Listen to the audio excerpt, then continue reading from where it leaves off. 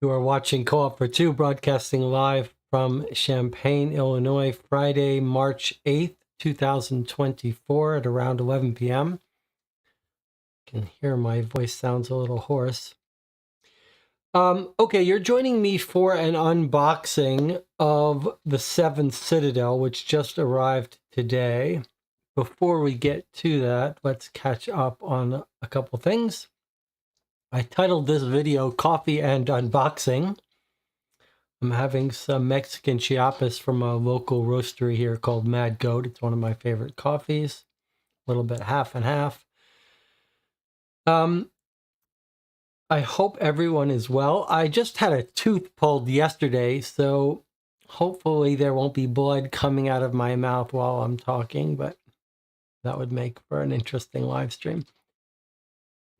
I posted 2 videos the last couple days, 2 reviews of games we've played in the channel. A review of Suspects Box 3, which is the 3rd box in the series that we've played and my favorite so far. And I posted a review of Mythos Tales, the Sherlock Holmes Consulting Detective spin-off that we played on the channel.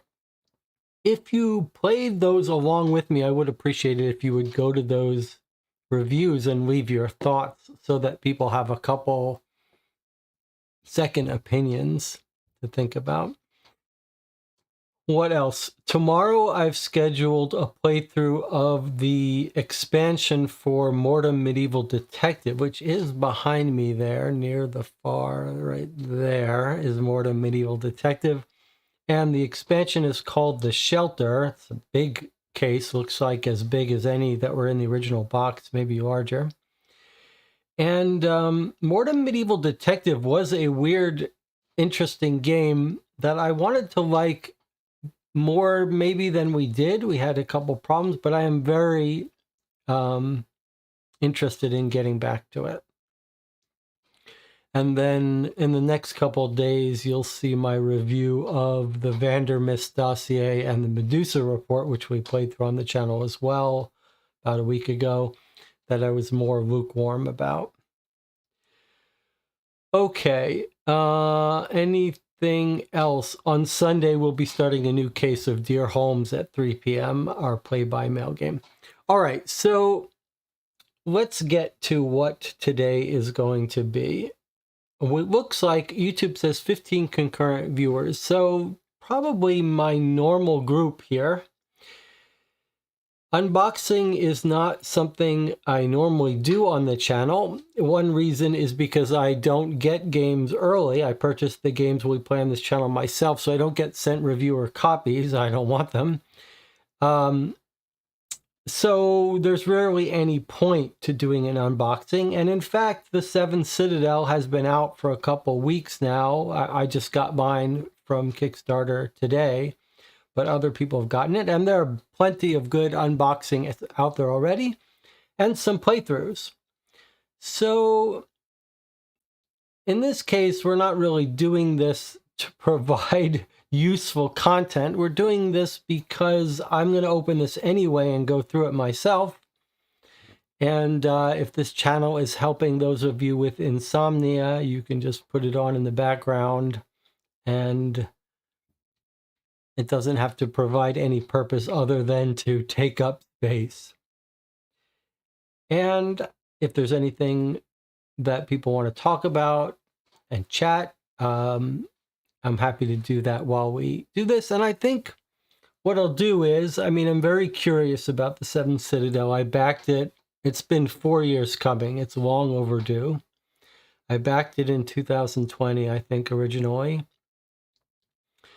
If you don't know what this is a follow-up to The 7th Continent. The 7th Continent was a groundbreaking game, I guess 2018 maybe. I have it. It's on the shelf there behind me, the main box, and then there was a whole another box just as big, an expansion. And Greg and I played through several of the threats in the 7th Continent, which you can watch on the channel, maybe 10 or 12 hours in multiple segments. And then we had a very long review of The Seventh Continent, and we both gave it a 10. It's an amazing game, which really captures a sense of exploration and epicness. Big, long games that continue in this persistent world. Well, maybe persistent is not the best term for it. But there's a big, giant map, and in any given scenario, you might carve a path through some of it and see some things. It's a French design. It's one of those rare games that feels like it was created sort of by someone who's thinking outside the box. It breaks the mold of lots of games. It's almost all entirely card-driven, but really quite a special storytelling, narrative, sense of adventure mixed with a real push-your-luck strategy game. Just totally unique feeling all around. And so Seven Citadel was released or announced on the heels of the success of Seventh Continent, but has taken 4 years to arrive, and it is finally arriving. And there have been a couple changes to the mechanics, which I'm very curious to look at. On the other hand, it may be that I never actually end up playing the Seven Citadel. I'm not really a solo gamer, and Greg and I don't really play games together anymore, so it's probably unlikely that I'll want to spend substantial amount of time playing this. This is one of these games that is a very special, intense experience, but requires real thinking and debating and push your luck and some aspects of gaming that I tend not to be good at as a solo player. I love playing the mystery games with the channel here, but this kind of game requires a sort of intense debate over the probabilities of success and failure on every turn, and that's not really something that I enjoy doing solo. But I am curious about it, so I think what we'll do is we'll open it up, I'll organize it, we'll talk about it. I think probably I'll read through the rules. I'm going to treat this as just what I would do by myself if I was just reading through this, and I'll take as long as I want. And if people have things to talk about, we can talk while we're doing it. Does anyone in the chat, whether you're a regular on this channel or not, has anyone played Seventh Continent? Has anyone backed Seven Citadel? Feel free, by the way, to not stay around. I always wonder, we've got such a good group that plays these mystery games with me 4 or 5 hours, especially Jonathan Warner, who's been playing with me since the beginning. And I always wonder, like, do you ever feel like you're ready to leave, but you don't want to leave me alone or something? Don't feel like you have any obligation to hang around. There's no hard feelings. Matt C. says, I backed Seven Citadel years ago, but I have so many other games now, my enthusiasm is deflated. Should show up any day now. Okay. And Matt, did you play Seventh Continent? Do you have a group to play this with?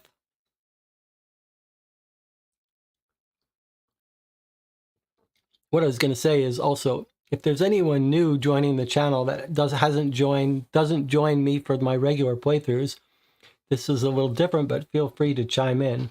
Matt says, I did play Seventh Continent and played it solo. And how was it as a solo game? Some people are real solo gamers. I'm really not like that. In fact, I don't think I really play board games to play them. I play them to study the mechanics, and I play them for the one area of my life for social interaction. But I'm not really a gamer per se. I don't really play board games just to play them. Betsy said, found it fun, but it got repetitive after the first couple of curses. There is a bit of a repetitive element, especially if you die. Do check out the review we did of Seventh Continent, Greg and I. It's one of the reviews we did in the olden days when we had long sidebar discussions of books and movies. There were actually, I think this is the third unboxing video in 3 years that's on this channel. The first one is not really a real unboxing video. It's for Marvel United, and it's a kind of a funny video. It's one of my favorite fun videos. And then we did a deep look at Mugbook because there was no content on the channel at all for that rare out-of-print game from the 80s. All right, so let's see what came in the box. And the other reason we're doing this is so I can experiment with my little card overlay here, my green screen overlay, and we'll see that. Okay, so box of Seventh Continent is of Seventh Citadel is bigger and heavier than the Seventh Continent box, but the Seventh Continent came in 2 boxes. Ugh, this shows you what kind of we're used to doing these unboxings. Where is my little knife? Okay, and then so what came in the package was this set of expansions, this main box, and some extra printouts. Now, if you backed 7 Citadel, your choices were just this box or the gameplay all-in, which is the box and these expansions. And then you could buy some accessories, some sleeves and a neoprene mat. Now, I am not a fan of sleeves, except in special occasions. And I am not a fan of this system where every game has its own mat. That seems ridiculous to me. I'm a big fan of neoprene mat, but I think you should have one big neoprene mat. It's rarely beneficial to have one for each game. Okay, so as I understand it, these are just extras, so you could track your progress through the campaign and not have to download copies. So I don't think we'll need that, but we will open these expansions in a bit. All right, let us see what we've got here.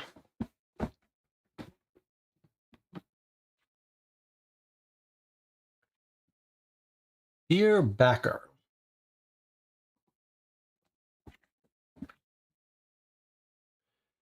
this adventure, which could never have been performed without your support, is now entering its final stage. We would like to express our gratitude to you both for the trust you placed in us and for your patience. The Seventh Citadel was a titanic undertaking, first because it has such a narrative dimension, approximately 250,000 words, twice as many as the Seventh Continent, but also because of the improvements made to its gameplay, particularly the use of the take this card if available in the adventure deck icon, which enabled us to remove a large number of unnecessary cards, replaced with high-value written and or illustrated cards. Not sure what they're talking about. Through this note, we also want to thank all those who worked on the project, as well as every tester. Another big thank you to our families and friends. Now time for you to set off and explore the collapsing lands. We hope you enjoy the journey and bring back many memories from it. One of the amazing things with the Seventh Continent was how multi-stepped everything was. Like we thought, oh, we found this thing and now we're going to open it up and it'll be revealed. But really you opened it up and it needed another hour's worth of work to get it to the next stage and then the next stage and the next stage. It was amazing how many steps everything involved. Okay. We've got a rule book, which I have glanced at the online copy. So I'm actually going to read through this today. I'm not going to do this unboxing like as an entertaining thing, the way some channels who do lots of unboxings, they know how to do it. I am going to actually go through this myself and learn it. So we'll probably spend a bit of time going through this rule book before the session is over. And as I said, feel free to drop out. But let's take a look at what else is in the box first. Okay, looks like just a bookmark. Don't know what this is all about.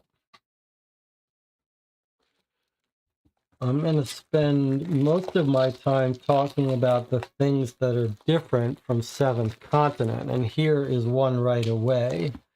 This is a very weird thing. What it is a map of the world. The full map of Seventh Continent cards is gigantic, bigger than my whole table, a lot bigger than this. But this looks like maybe an overview map, and it's plastic because it's got little slots where you can put in cards. So as I understand it, you're going to be sort of discovering this world, filling it out over time. And so when we find a card to put it in, it'll stay there for the rest of the campaign. Forevermore, I guess. One of the real things of Seventh Continent was feeling like there was this really big world. Like you would go and discover a certain area during one game, and then you might not come back to it for several games for dozens of hours later. Then you'd find yourself circling back and being like, hey, I recognize that landscape. Now I know we're in this area. So I don't know how big this actual area is in terms of cards. All right. Let's see what else we got. We've got a stack of 4 pamphlets. They look identical. I wonder if these are for each player. Can be up to 4 players. So here it looks like same map that we saw in the plastic for keeping track of quests, for keeping track of something called Destiny. This is all entirely new from Seventh Continent. Seventh Continent had nothing like this.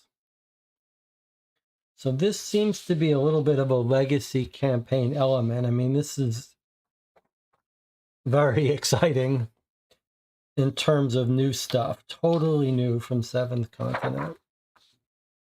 And here's a little summary. This does look very much like the basic approach of Seventh Continent. It looks a little overwhelming, all these different actions you can take, but you really don't have to remember any of these things. They're just little icons for fun, but essentially on any given card, well, we'll go through the rules, we'll see. On any given card, there'll be a couple actions you can take, and you don't have to remember the symbols or know anything. Matt says, I think it's 1 pamphlet per campaign.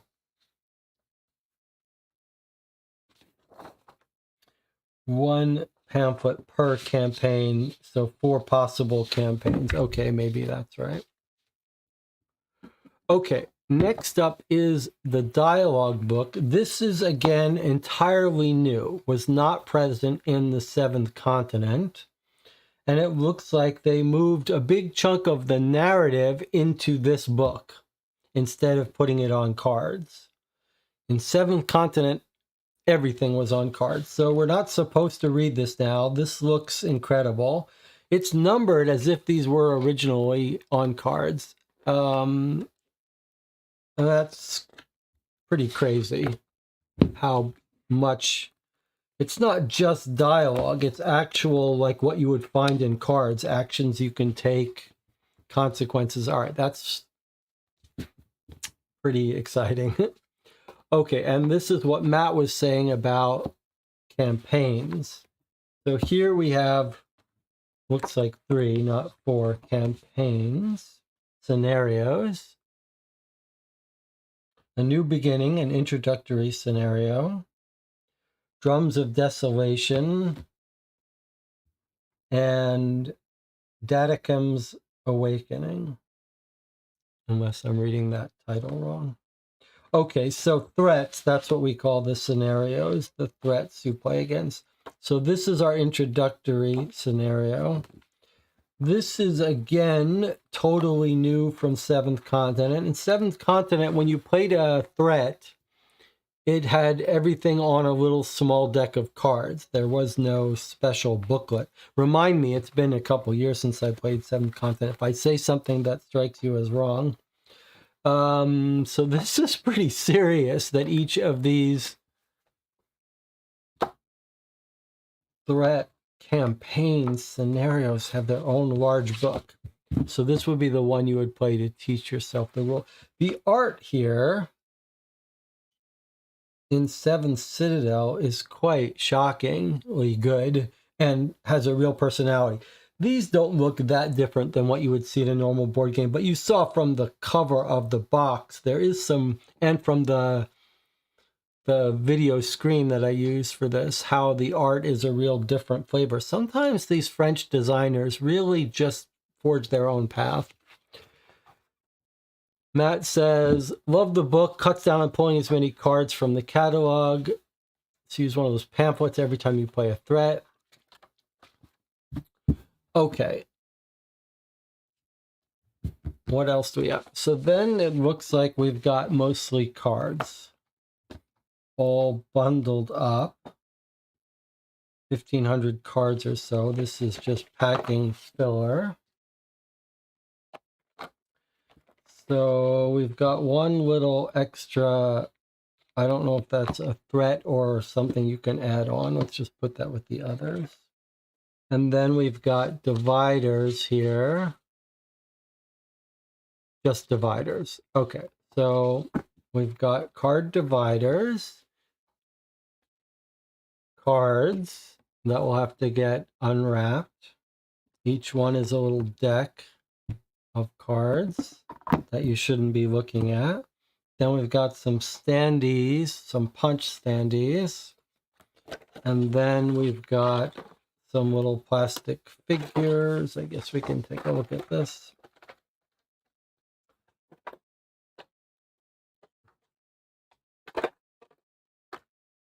So 7th Continent is sort of notorious for having these tiny little standees. And here they are again. As I understand it, you can play with 4 players, and there's 2 for each character, depending on whether you want to play male or female, I think. So if you're the blue player, you take one of these 2, I believe. Okay. Little magnifying glass to help you read tiny text. One of the gimmicks of 7th Continent is occasionally on a card is some little secret writing that if you spot it can help you do something. Okay, then we've got little plastic for the cardboard standees if you prefer to use these instead of these. And we've got a couple of dice. As I understand it, this is something that didn't come in 7th Continent, but were occasionally used. You're just using these as spin down dice, not to roll them, as I understand it. So you might have a threat that says set this threat to 4, and then the first time you achieve it, you turn it down to a 3, and then if you do it, get another success to 2, and then a 1, and then you succeed. So I believe that's what that's for, to allow you to take multiple rounds to achieve something. And then something completely new to 7th Citadel, which wasn't present in 7th Continent, are life trackers. So each character has a certain amount of health that gets tracked. And you can die if you run out of health. That's something completely new to 7th Citadel. Okay, that's the base box. We haven't opened up any cards, but that's that. Let's take a look at what's in these expansion boxes.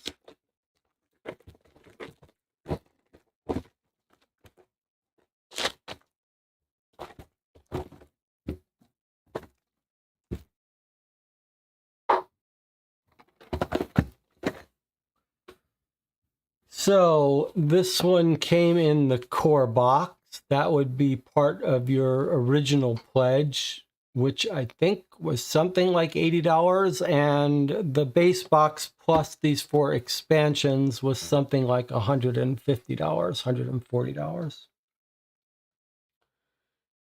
$140.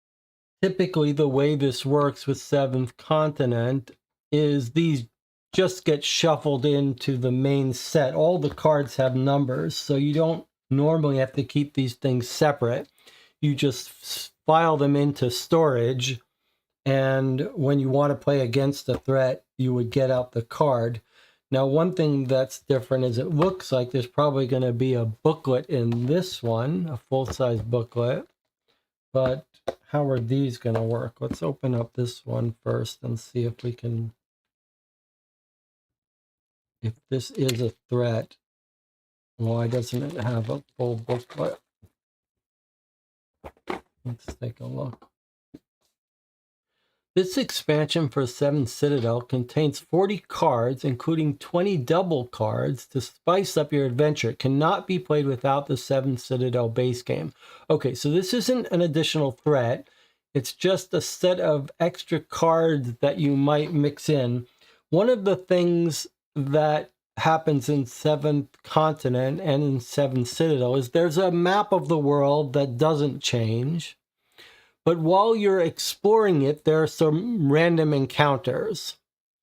And so it may be that these expansions are all just extra random encounters or random outcomes rather than a whole new threat. So this one for sure looks like it's just some extra cards you shuffle in. Let's see what this one says. On the Edge of Peril. This expansion contains 2 dividers and 30 cards to spice up your adventure. Cannot be played without the base game. Okay, 2 dividers and 30 cards. Okay, now what about these? This one feels like it has some plastic in it.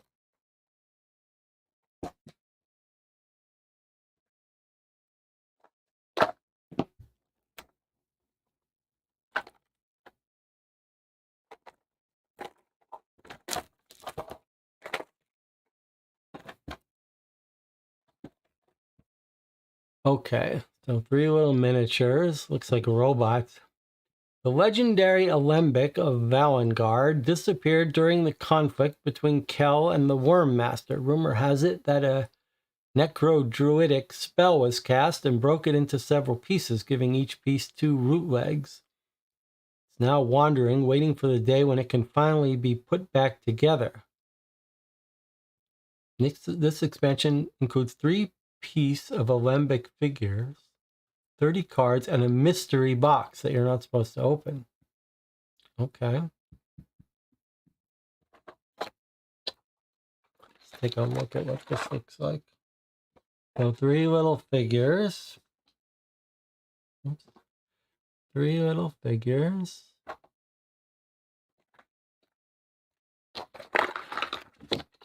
Alternate standees if you don't want the figures. Pack of cards. A mystery box. Do not open. Okay. Maybe that's what happens when they all assemble together. They produce what that is. Let's just read what this says. Do not open the A box until the game tells you to do so.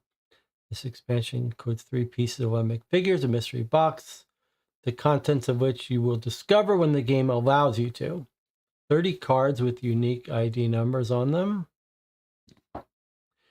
You may prepare the expansion's cards in the game box before you start your game, following the same guidelines as with cards from the base game and making sure that for each number, green adventure cards are placed before any gold adventure cards.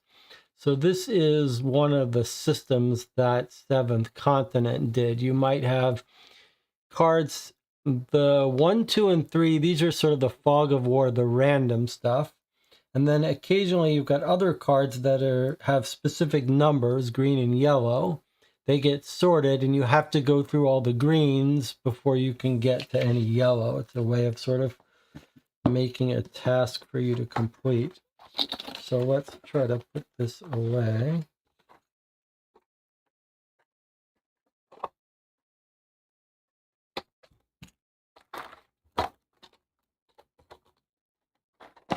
Okay, and then these, which we already opened, this one, Knowledge is Power, is just a deck of cards. No, it's not just a deck of cards. It says 40 cards, including 20 double cards. I see. So I sort of didn't pay attention to the comment about a double card, but I can see now a double card is something weird. It's something that opens up. It's a card that opens up. Interesting. Double card, never heard of such a thing. Okay.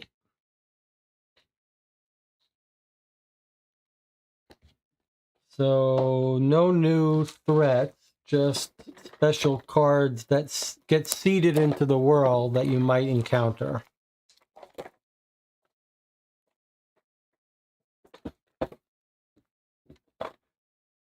The Unveilers.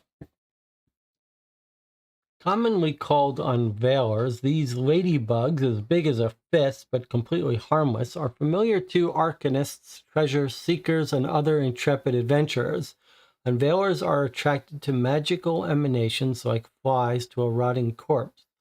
Spotting a swarm of these critters is usually a good omen, but maybe some magical items are better left buried.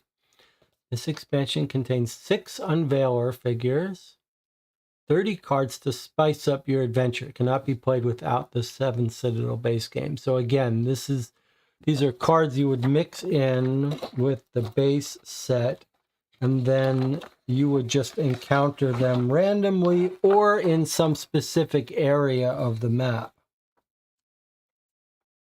Again, we've got 3-dimensional figures and 2-dimensional standees. There's the cards. So again, the fact that these have these gray cards with number groups 1, 2, or 3 suggests you could run into them any place in area 1, but you might run into that very early on in the game rather than a specific location. Let's see what these rules say. Okay, we read this before.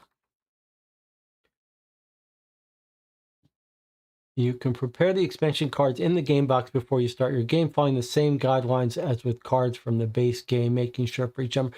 What this is just telling you is you can file these cards right in with all your other cards, sorted into dividers, and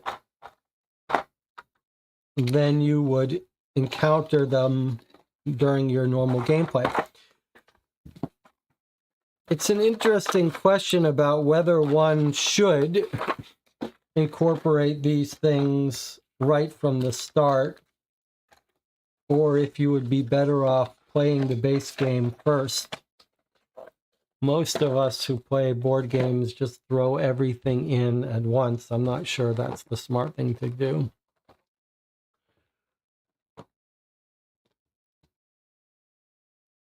Okay, and then this looks like an actual threat with its own booklet. Let's see.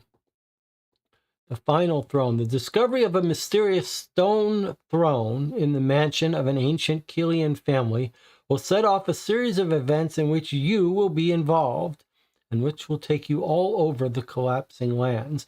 This expansion is a new threat for the 7th Citadel, and it contains a threat booklet, 126 cards, 1 Citadel leaflet. So the way that the threats work in 7th Continent and in 7th Citadel too, it seems, is that you decide ahead of time what threat you want to play, and you bring those cards into the gameplay, and then you'll head off towards it, and you might encounter cards that are meant for other threats, and you just sort of ignore them when you do. The Final Throne. Okay, it's just stuff we read already. 126 cards with unique numbers. Once you're ready to play this new threat, prepare its cards in the game box before you start your game. So you just, again, sort everything into the game box.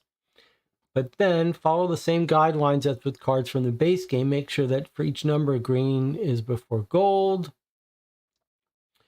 Any of these adventure cards must always be placed behind those adventure cards of the same color bearing the same number. This is just a little confusing thing to make sure you encounter things and resolve it before you go back and get that same numbered card, but now a little more advanced. Okay, the reason everything can get filed into the box is because it's all numbered. So when you start a quest, it'll tell you take this card, which starts you on the island or wherever in this world at a very specific place.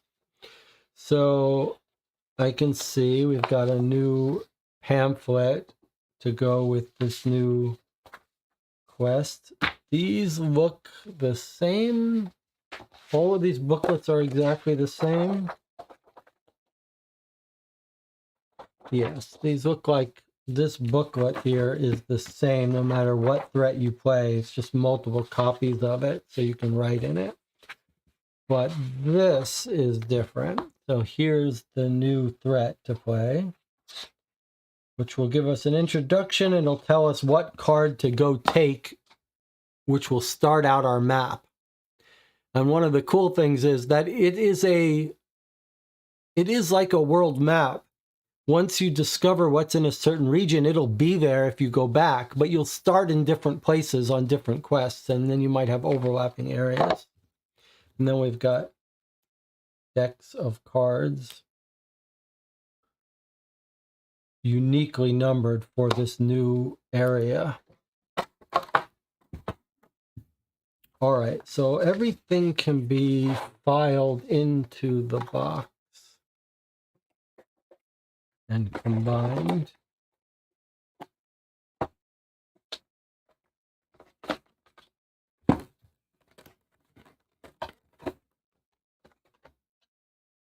Let's see what the chat thinks of all this. Is the game board the map? You build the game board out of cards as you go. What's the estimated time of playing for each scenario? Matt says, for 7th content, the main campaign takes over 12 hours. The other campaigns were about half that. There's only 2 in this box, so I'm guessing these are longer. Jonathan says, I would be tempted to add in the expansion with the worms that add in magical artifacts that may be too powerful for our own good. I guess we would add in it all. Why not? I mean, it's very artificial. Whenever companies do these, you know, they're just like, well, let's take these things out to make people buy them. So probably we would throw in, I'd be inclined to throw everything in except anything that makes the game harder.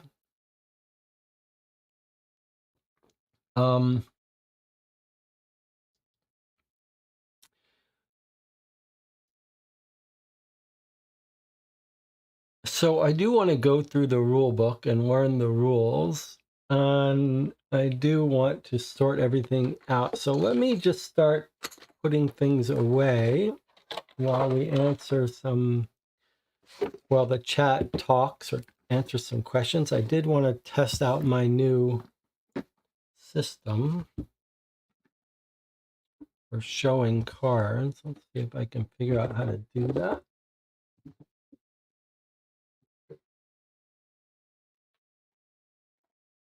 Okay, let's see. Expansions over here.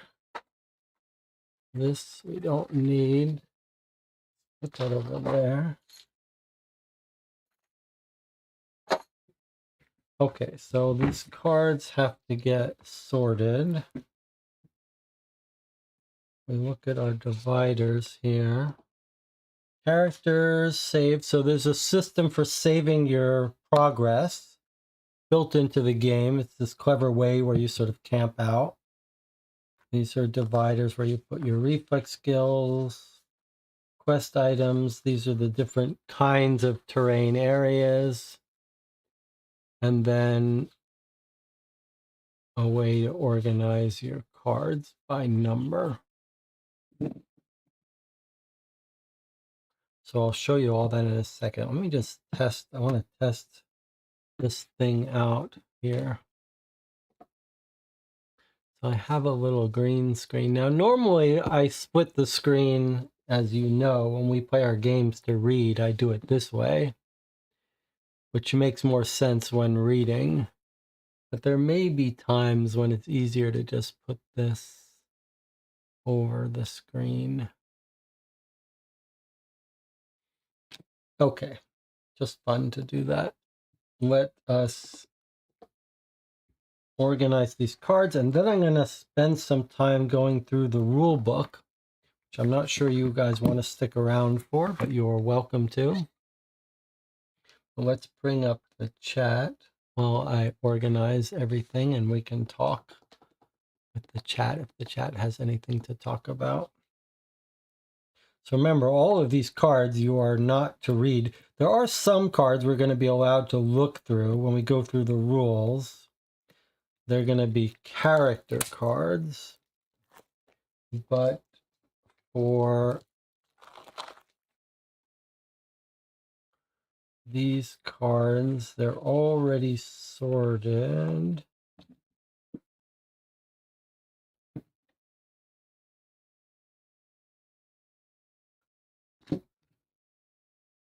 Now, how do you sort your cards? Do you sort your cards so that the number is in front of the set or behind it? I guess I do it. I think I do it this way.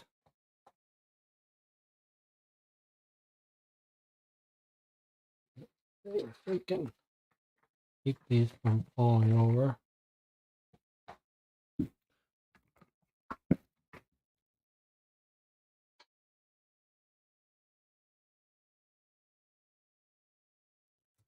Number in front, that way they're all ascending. That makes sense.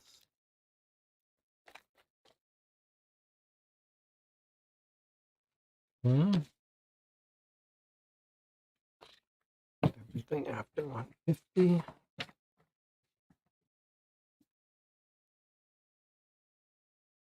So the cards have stuff you read on the front sometimes. As I said, sometimes there are even secret little numbers on the cards that if you spot, if you watch our review of Seventh Continent, you can hear us talk about some of the cool stories that we encountered. Okay.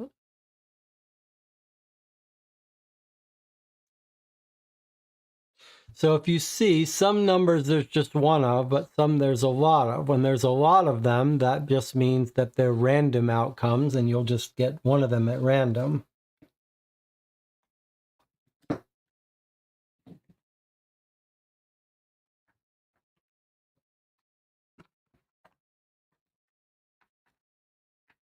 Fix up this.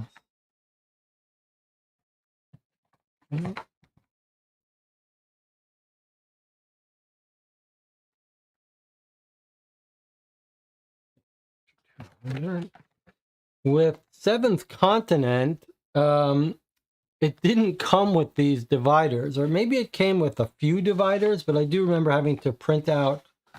Someone on BGG made templates that you could print out to print out more dividers. And Tina says, are there golden cards? Yes, there are some golden cards.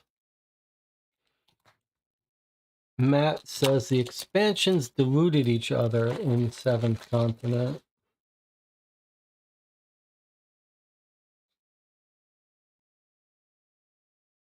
So there's some of the golden cards. And the way the golden cards work is you have to do the normal color, and then it gets taken out of the box, and then you do some action again, you would get the golden one. So it's part of this system that makes you work hard to achieve certain things. It's pretty, it leads to a pretty epic feeling experience.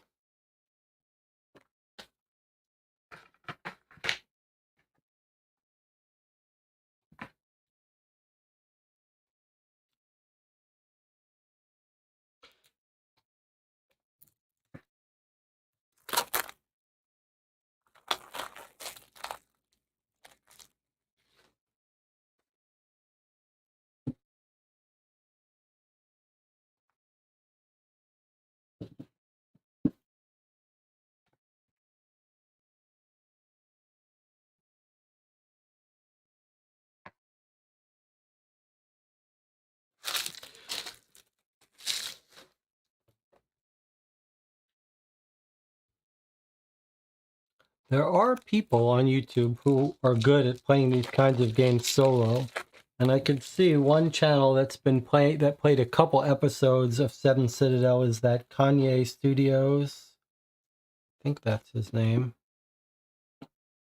So if you're interested in watching a full playthrough, you may want to check out that channel. Maybe we'll play the introductory scenario here, but probably I'm not going to be playing much of this solo.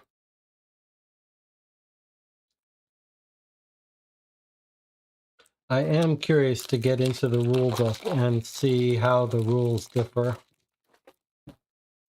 I know there's some fairly substantial changes that got made.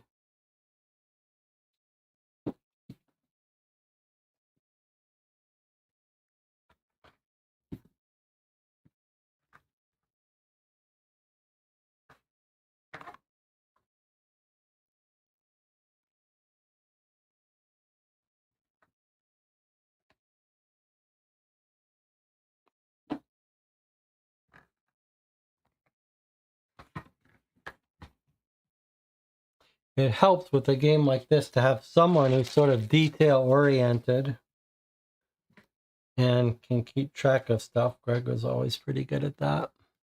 You need a Greg.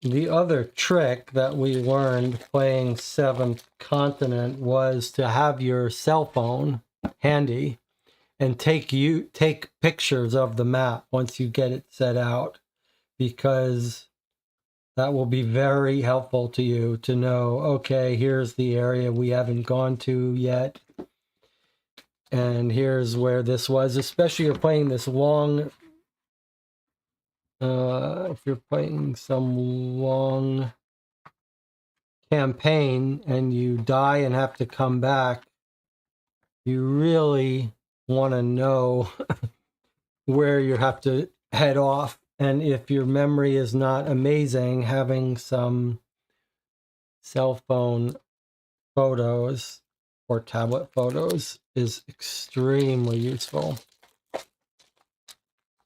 So unless they've done something to improve that, I suggest you get your camera out and take photos.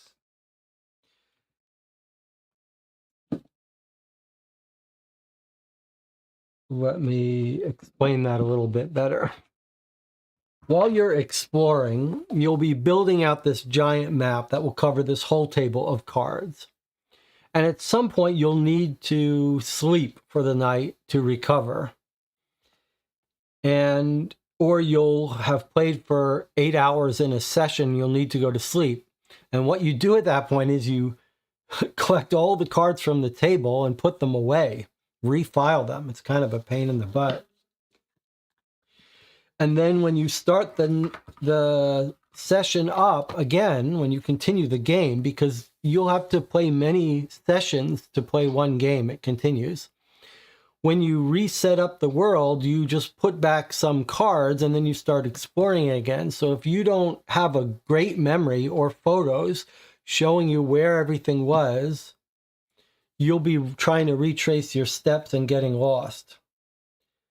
So that's why you need the photos, because you'll be laying out a map and then putting away the cards from the map.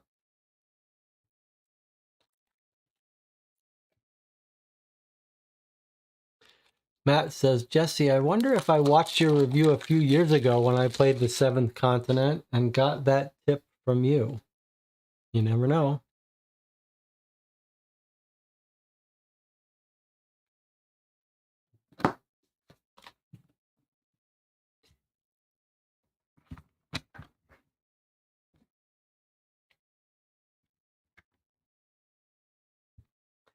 Okay, half the cards are put away.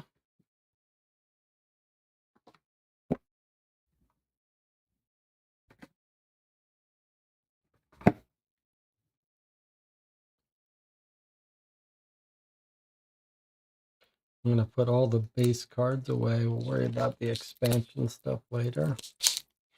So some people sleeve their cards. I mean, I don't know. Are you guys the sleeving type? The only cards I would ever sleeve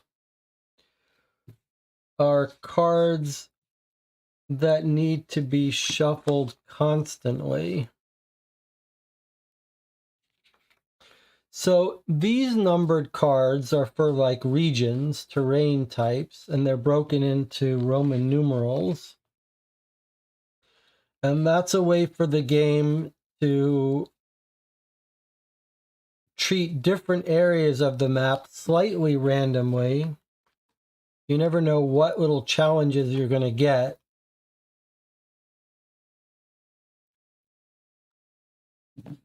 Maybe I can explain it a little better. The map of Seventh Continent and Seventh Citadel is sort of a fixed map. It's not entirely fixed because there's some alternates for some regions. But basically, if you laid out the entire map using the numbered cards, you would create this big, giant world with cards, mountains and paths, and you follow the paths, and basically a set world. You could take a picture of it. It might be 6 feet by 6 feet. But as you're exploring around boundaries, as you're building out the map, there are these fog of war tiles, basically, that you can't see. So you're standing here and you've come this way, so you can see this whole terrain and path of the actual map. But to the right, you know you can go to the right, but you don't know what's there. And that's where these kinds of cards get used. They're sort of generic challenges and environment cards, and once you deal with them, they have some random thing in it. So maybe you're down by in a desert area, so that might be terrain or region 9. So you know when you turn this over, it's going to be some kind of terrain, desert terrain challenge, and then once you resolve it, it will tell you what real numbered card to go get from the set and put out. So as you explore, you have little challenges before you get the real card that goes there. All right, so we're finally, it looks like, into some of the cards that the characters can hold or define the characters. These are cards we're allowed to look at.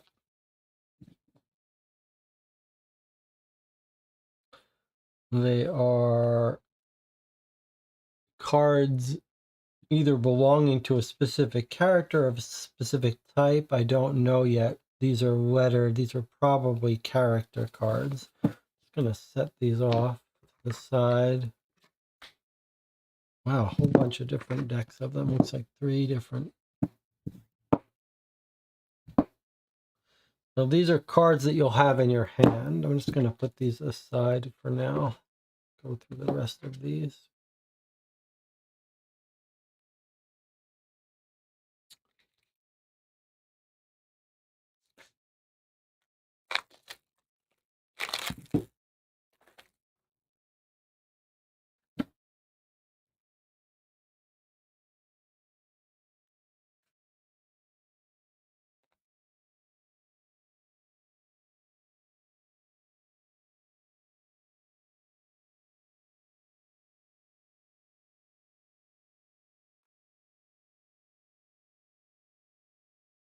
One of the real pains with Seventh Continent is having to put everything away at the end of the evening. You basically have to file everything back into its proper place each session. It isn't the most enjoyable thing.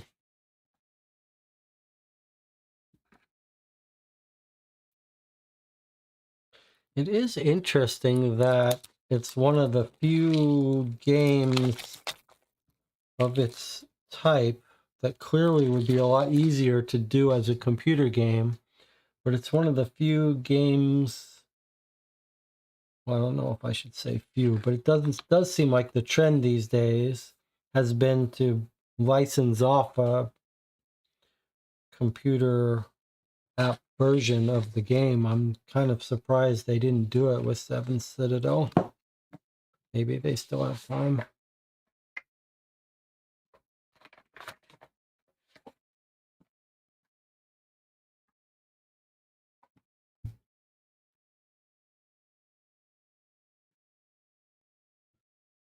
Okay, 1, 2, 4.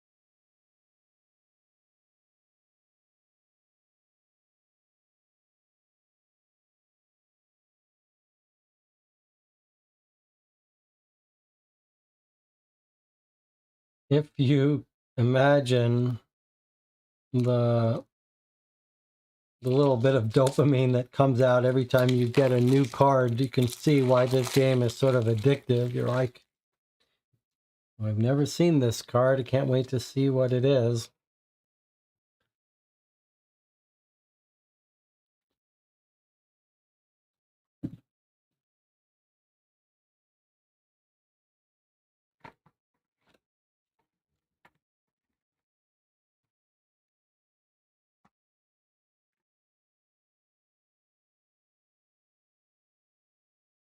There were some really special moments playing through Seventh Continent.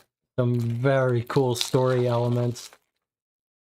That there was one mountain we were climbing up and up the mountain, life getting riskier and riskier. And then there's cool things to discover. I mean, really, really some very special moments playing Seventh Continent.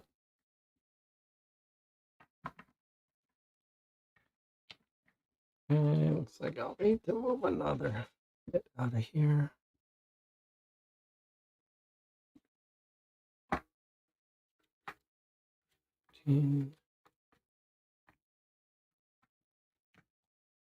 Okay.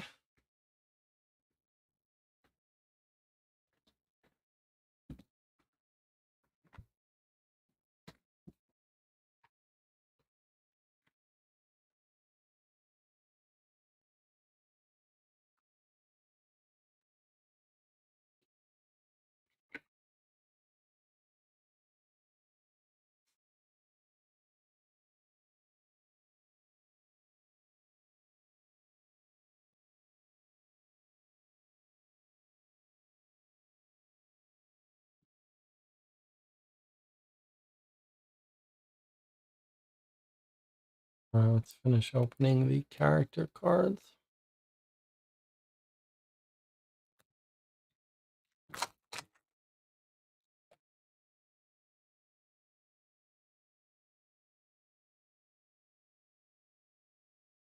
So here we have the different characters you can play as: Arthur, Brooks, Kasich, and Denham.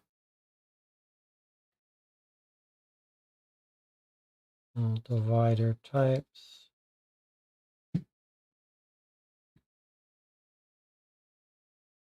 And these get filed in here. Now, what is this number £? Where do these go?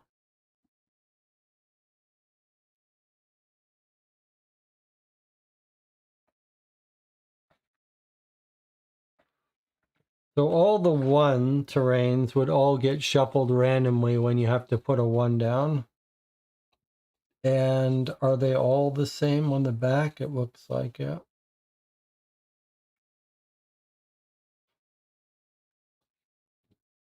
I don't remember the exact rules for that. I don't know how these work. Okay, more character cards. Let's put that there.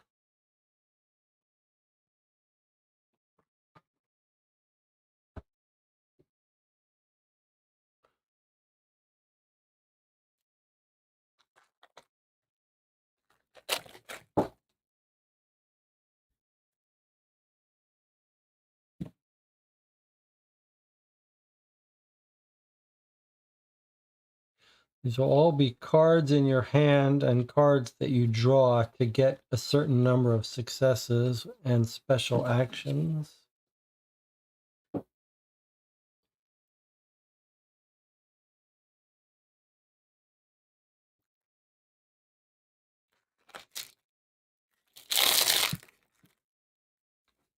We'll learn more about these in the rules. Matt says, check. Jesse, there may be some spoilery upgrades if the game also uses experience points. Okay, so maybe I should be careful about not looking at these when I shouldn't. We'll probably just need to look up in the upper left to get the type to know how to file it away and know whether we should start out with it or not. Okay, so let's just put this in the box for now.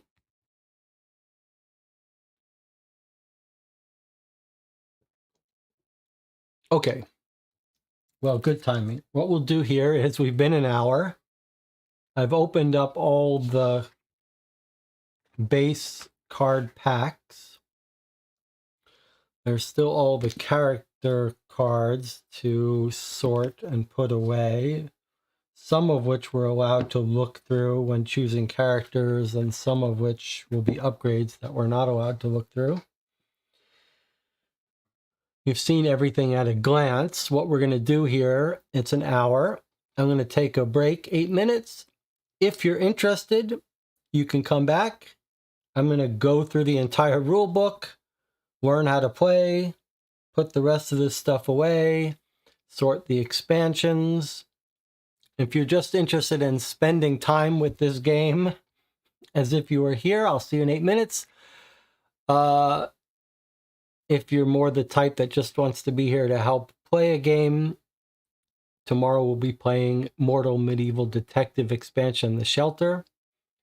A little bit of a choose your own adventure exploration. It's actually, Mortal Medieval Detective has a little bit in common with Seventh Continent and Seventh Citadel in terms of building a map with cards and exploring and doing actions. So it'll be interesting to see how that goes. So I'll see you in 8 minutes or tomorrow.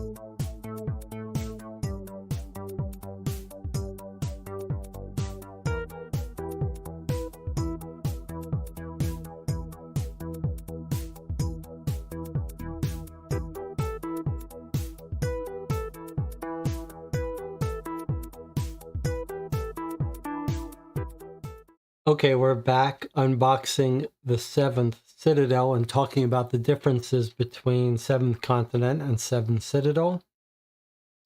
I've got the rules here.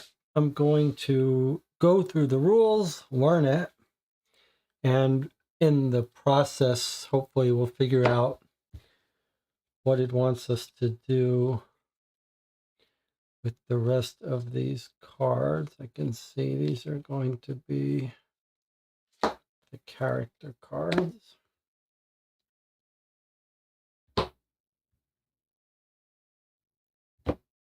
There are actually some YouTube rules videos for 7th Citadel. If you're the kind of person that likes to be taught rules through YouTube, there's some official rules by Serious Pulp, the makers of 7th Citadel. For me, going through the rule book is one of the real pleasures of a board game. In fact, people joke that I enjoy reading the rules more than I do playing the games. So let's take a look. See if I can get this out so we can read it together. Most of when we play games on this channel, most of the time, or a good chunk, is me reading off the screen. I'm not going to read everything. I'm not going to read through this rule book here, but we may sit in silence while I read it. Let's just take a look. We've got rule book, the threats, the dialogue, the bookmark, the world map we looked at, 4 Citadel leaflets plus some extras, the dice, the magnifying glass, the 8 character figures, 2 for each player, and alternate cardboard figures, 3 trays for sorting, dividers, the life points, save cards. That's what I've got here.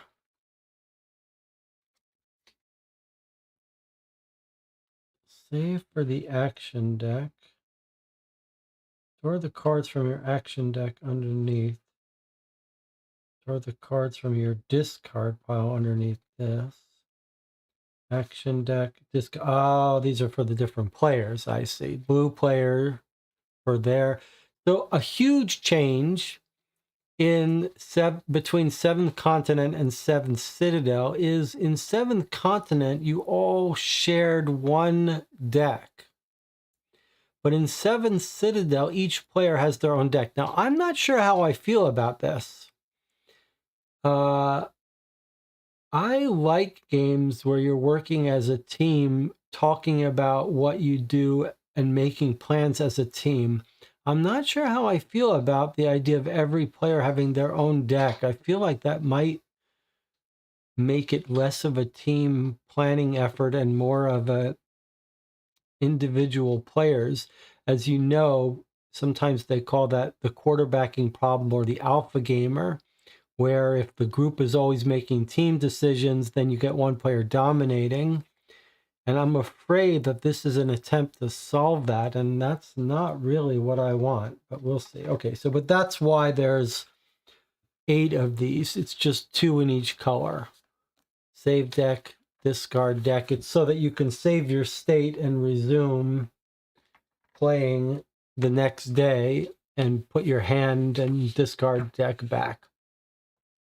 184 action cards. That's what we've got here. Oops, you can't see them. That's what I've got here. Oh, you can't see them all. Okay, that's okay. You can see them on the front camera. Character cards, 4. There's the 4 characters. Okay, so each character is its own color. So if you want to play Arthur, you're playing the blue character. Brooks, you're playing the yellow. Kasich, the green. Denham, the red.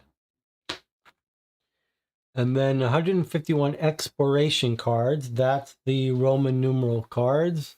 And then the specifically numbered cards, 726. Okay, so you can watch tutorial.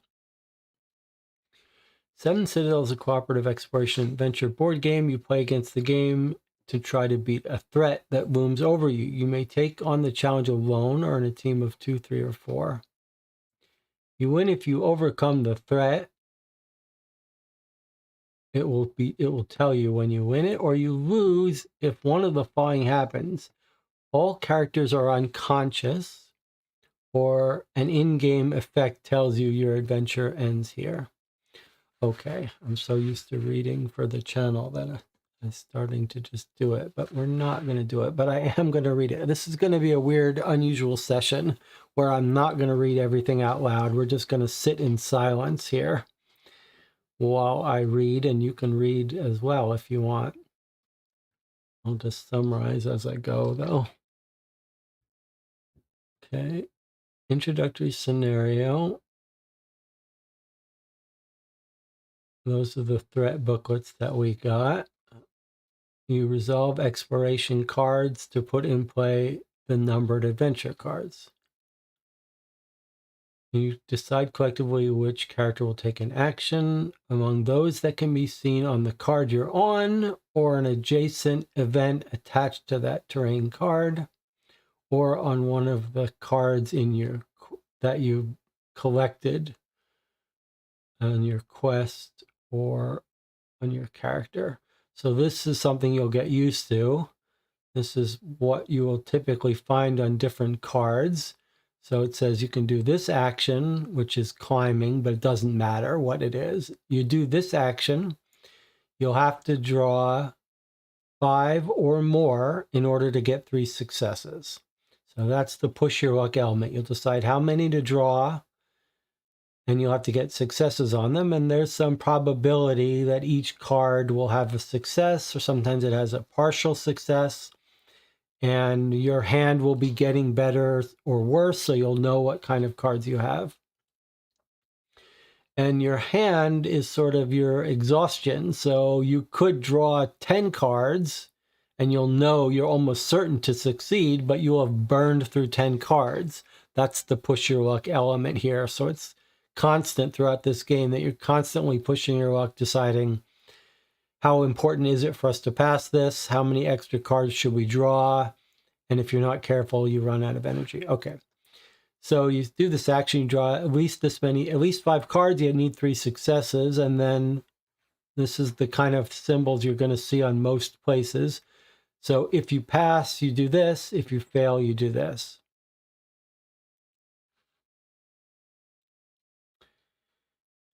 Except now, instead of using a group deck, you're each having your own deck. Every action works the same way.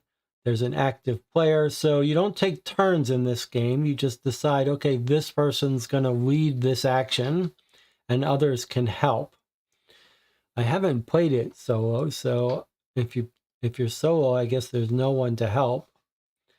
I'm not sure how the game is balanced for that. Okay, active. So every action works the same. Active player does this. Select which of their item cards they can and wish to use. Their effects include lowering the amount of energy the player must spend. So you'll be collecting items. There's a glossary here. So these cards represent an item, state, companion, etc. So you'll have these in front of you. So you'll say, okay, I'm going to try to pass this test, and I'm going to use this item, which lets me get 1 instant success. So you have to decide that ahead of time. Say, okay, I'm leading this action. I'm going to use this item. I'm going to try to do this test. Then they spend energy, which is represented by the action's cost, by drawing cards from the action deck. That's what I was talking about, push your luck. Okay, so you draw however many you want to draw, at least 5 here. Sometimes you'll have a minimum draw count that is going to be plenty to succeed, and all you really want to do is use an item that lets you draw less so that you don't spend so much energy. Okay, so you say, I've decided to draw 6 cards. You draw the 6, then you reveal them. Each card will have 0 success, 1 success, maybe half a success. Sometimes they match up to form a success. Okay. The more cards they drew, the more success they should obtain, but the faster they're spending their energy. Okay. Then you do the consequences. If you succeed, you do this. If you fail, you do this. Once the active player's finished turn, another turn begins. You could be the active player again, or you could let someone else be the active player. Choosing who's going to be the active player can make a difference. There's going to be some extra rules for how the active player differs from the other players. But some consequences affect the active player. Sometimes you get some bad consequence, and so you don't want to be the one. Like, who's going to be the one to stick their hand in the box? Someone has to do it. You might fight over who's going to do it. And then you can split up in 7th Continent. I believe you can split up here in 7th Citadel. If you're on a different space, you can't participate. But we're going to read how if you're both on the same space, you can... One player is the active player, one player is going to help or something. Certain actions called compound actions must be performed multiple times to be finished. They follow the same process. When you no longer have enough cards in your action deck, you must perform a recovery to shuffle from discard back into your action deck. But that causes you to lose life points. So that's totally new. In 7th Continent, you have to go fishing and find food, to eat food, to get cards back into your deck. And when they run out, you enter this sort of sudden death thing that can end your game right away. There's no life points in 7th Continent. So here you've got a deck. When you run out, you put cards in your discard. When you run out, you have to do a recovery action. Interesting. When you run low on life points or think you've achieved the goals, time for you to return to the Citadel.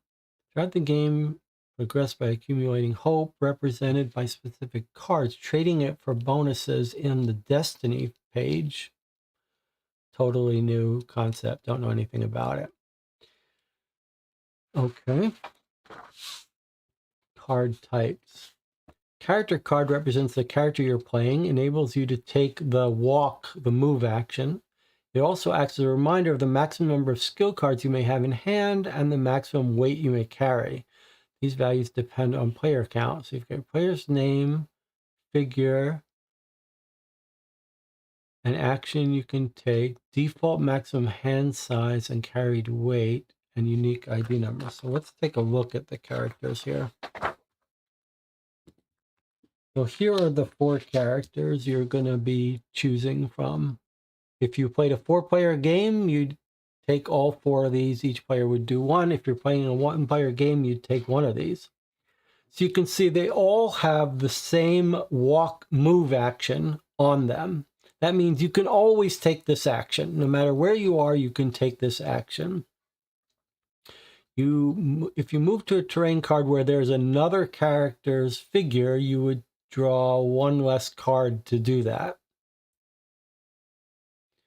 Okay. Oh, that's your special. Here's the action. To move, draw 1 card or more, and you don't need any successes. So you can always successfully move. Move your figure to an adjacent terrain card as long as you do not exceed your maximum carried weight. I need to refresh my memory what this thing is saying. But essentially, we can move to an adjacent space, but you would draw 1 less card if you're going where someone else is. In the 7th Continent, you could move as far as you wanted if you were moving to where another player is. I'll have to read about that. But okay, so here's the action you can take to move, and here's the special ability of moving. And they all share the same thing. They can all move to an adjacent spot for 1. It doesn't matter what success. You're basically just spending an energy to move to an adjacent terrain card. And they all have the ability that if you're meeting up with someone, then you don't have to draw any cards at all. Now, depending on the player count, you've got different hand size. So it looks like with a single player, you've got a maximum hand size of 4. maximum weight of 10. They all in the single player game have the exact same thing. In fact, aren't all of these stats the same? Is there no stat on any card that's different? I thought the rules suggested that there was a difference. 4-3-3-3, 4-3-3-3, 4-3-4-3, 4-3, 10-7, 6-6, 10-7, 6-6. These all look exactly identical to me. This says depends on player count. I see. So they're all the same. All the characters cards here are exactly the same. Now they will start out with different hands, though. They're different decks that will affect them differently. But as cards, these are all exactly the same. So it's just a reminder. Basically, you can always move. And here's the maximum cards in hand. So the bigger the player count, the less cards in hand, and the less weight you can carry. Okay, so those are our characters. Why are these double-sided? Oh, just male or female? I guess. Just male or female. Otherwise identical.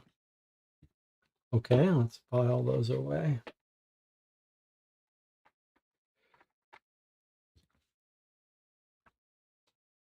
Okay, they're save cards. We talked about that already. Action cards. Each player has a personal action deck made only of action cards. They represent the life force you're spending when drawing them to pay the cost of your actions or when an in-game effect compels you to discard them. When in your hand, they represent your skills. These skills help you when you perform actions or enable you to take new actions. So it's a card type, skill, title, result area contains success and class icons obtained during the result step. Effects enter available action and unique ID number. Let's see if we can find some basic ones here. I don't want to read.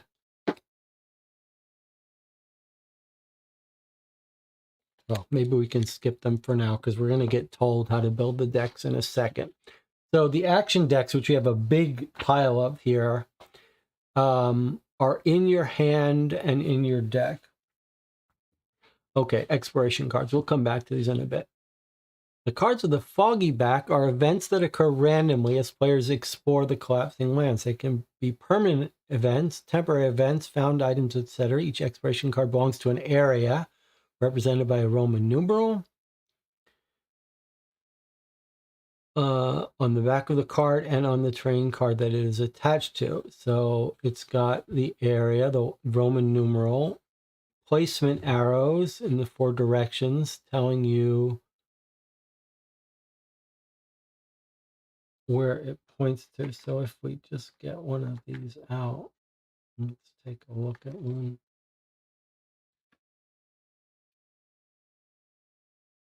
Oh, that's the number sign. We don't know how those work.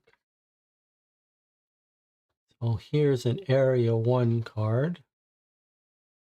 So this symbol, which is the explore symbol, I believe. Why is it not here?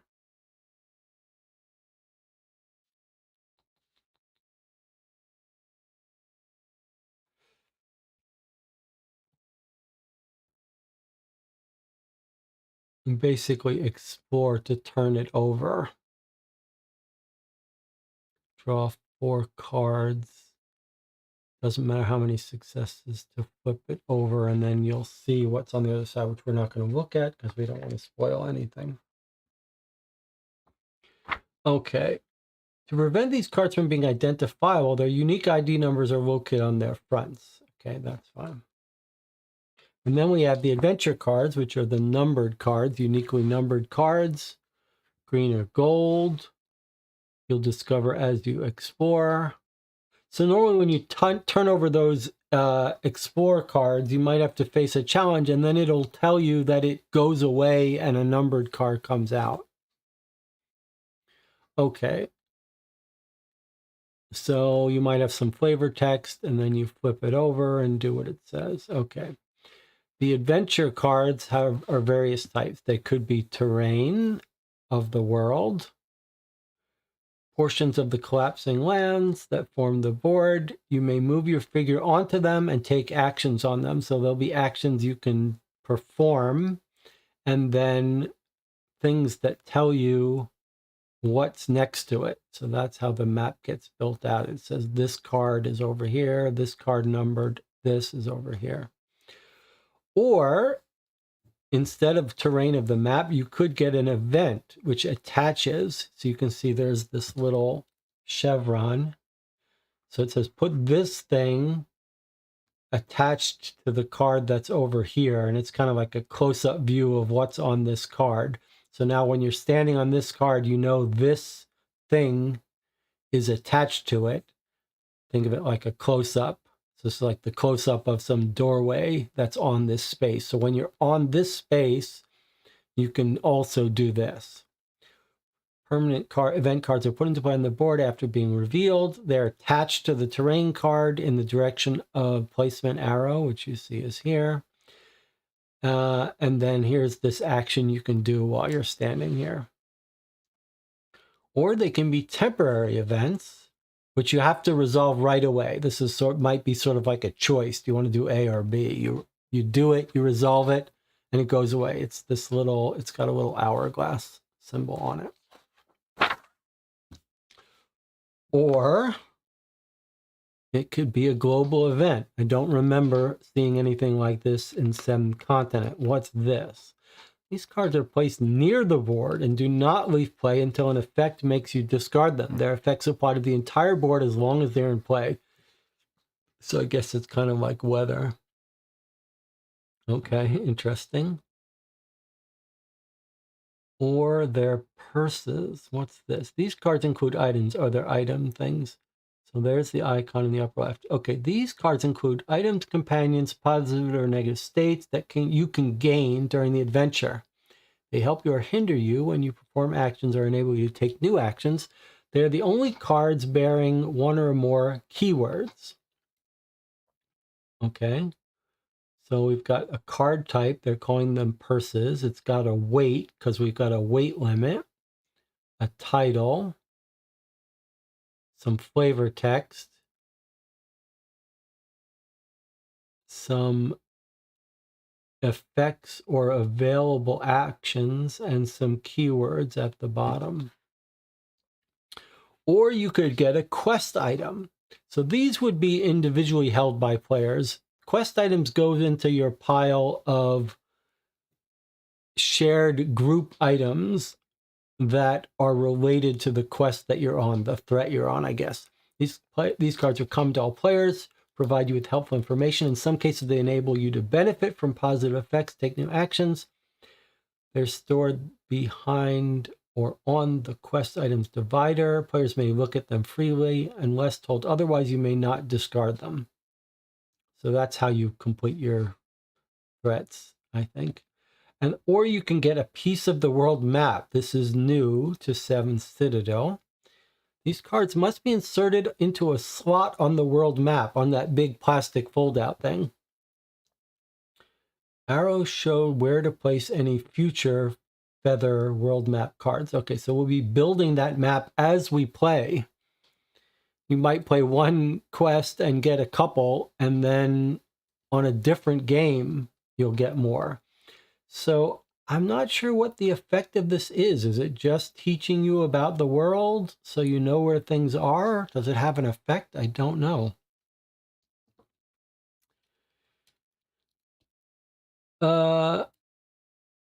I can't help but wonder if some of those potentially dangerously overpowered artifacts could trigger global events. Interesting, possibly. Jonathan is very interested in the overpowered artifact. Okay, let's keep going. Sorting game components. All right, we did some of this already. Golden rule. You don't look at the contents of cards unless you're told to do so. Okay, store the characters behind the character divider. We did that. Behind the save, we did the 8 saves. Okay, we did that. Now, behind the character skills divider, store the 84 character skill identified by the hand icon with a letter A, B, C, D, or the letter X. Okay, so let's find those. That looks like something else. That looks like, oh, there's some letters here. That's the letter D, and that's the letter A. Okay. So these are going to be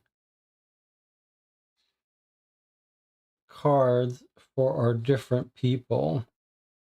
A, B, C, D. So here's our 4 characters, A, B, C, D, and here are their decks. There's our, it's a little hard to read. That's a D. What is that? I guess that's the C. It's just, it's blending into the, might have been nice to use a different color for the letter than for the hand outline. Okay, but there's C, then there's B's cards, then there's A's cards. Are they all the same size? Not really, no. D has a smaller deck than the rest of them. Okay, C, B, A. Okay, so depending on what character you play, you'll get your own private set. Okay, 84 character skill cards for our players, unless there's more of them that I haven't seen yet. These are not lettered. That looks like an R to me. Not. Are there more here? A, B. Oh, I see. There are some D's. So a couple more D's in this pile, and then some X's.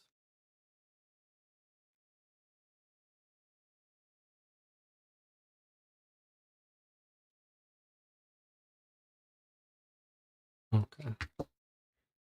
All right, so D had a couple more here. That explains that. Okay, A, B, C, D, or letter X. There we go. There's our 84 cards. Character skill cards, they're called. Okay. Now, behind the advanced skills divider, store the 76 advanced skill cards identified by that icon, which is looks like a little, what do you call that? The wreath. There's a name for it. A Roman wreath of some sort. Okay, so advanced, I think those look like these. Don't want to spoil them by looking at them. Should be 76. Feels like there's probably some more.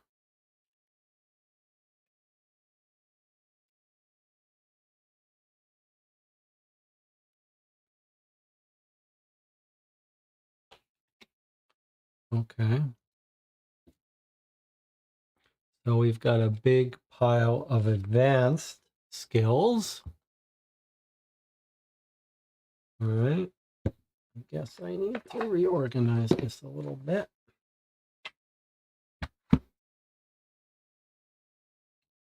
Okay.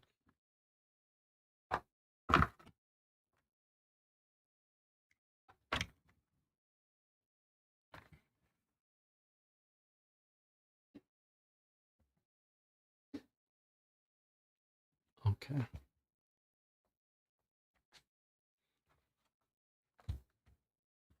All right. So our advanced skills go behind the advanced. Okay.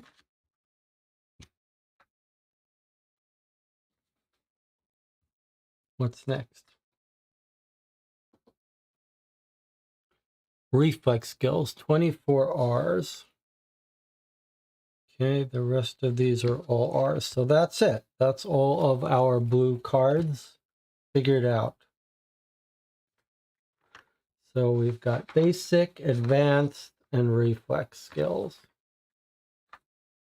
Basic, advanced, and reflex action cards. Okay. Store the exploration cards behind the dividers. I don't know what this weird one is, but 1, 2, 3, etc. All right, we did that. Sort the adventure cards towards you in ascending order with gold behind. It doesn't say gold behind here, but we've already done that. Okay. Jonathan says, it looks like the wreath crowns were just called wreaths. Crowns, garland. Maybe garland is the right word, but I think you're thinking of the word laurel, yes, which was what some of the crowns were made of, according to Wikipedia. Yes, laurel is definitely what I was thinking of. Okay, next. During the game, quest cards will be behind a quest items divider. Discarded adventure and exploration cards go behind something called the past. And banished goes into banished. So past stuff can come back, but once it's banished, it's gone. As stated in the quest in the past, you may lay these dividers near the board and place the applicable cards on them. Fine. Okay, golden rule. Green adventure cards must always be placed before any gold adventure cards bearing the same number. Then among the cards of the same color, any banner adventure cards must always be placed before any white banner adventure cards bearing the same number. This is just telling you, because when it says to go get card 83, you must draw this one first, then you'll resolve it and get rid of it. And then if you can get 83 again, that's what will let you get this card. And then this is saying the same thing here. If you're told to get card 123, you must take this one first. And then if you can do that action again, it's what will let you get the second one. Though I don't remember what these are about. Some adventure cards exist only with a gold back. Some adventure cards with a black banner have no alternative version with a white banner. Okay, begin a new adventure. You will choose your character and their starting skills during the introductory scenario New Beginning. When you have finished reading the rules and are ready to begin a new adventure, open the introductory scenario booklet to page 3 and read until the booklet tells you to stop.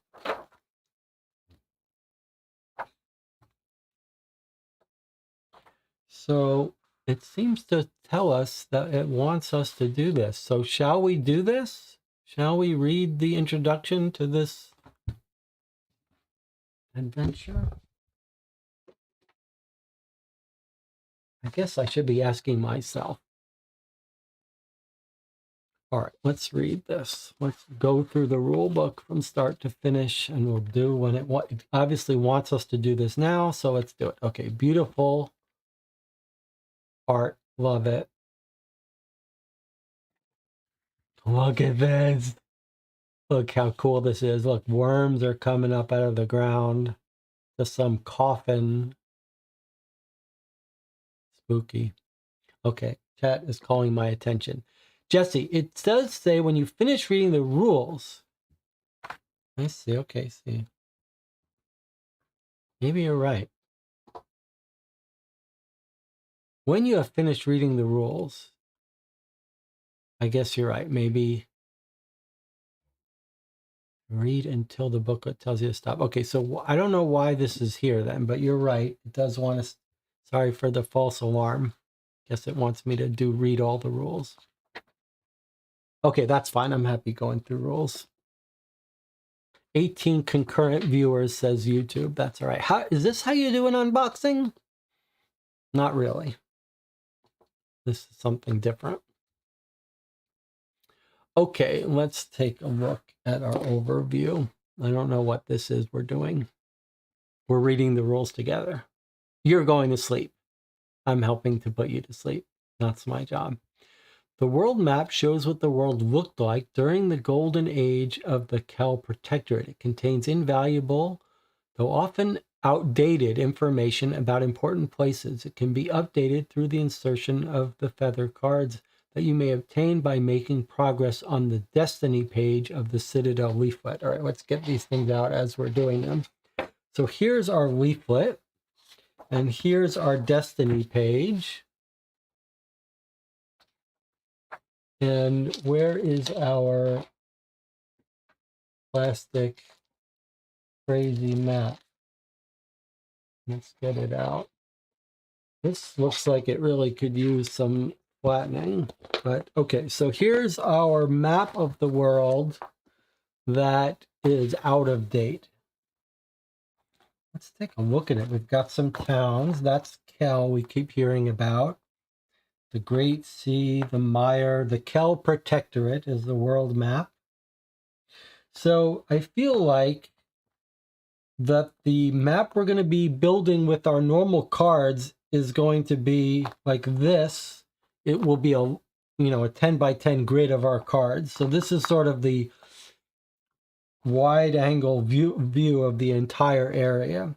So we might be all exploring all during one session just in one small area. Okay, different towns. We've got a wall, a black ocean. Pretty cool. Some forts, some ports. All right, so we'll be building this out as we go. Okay.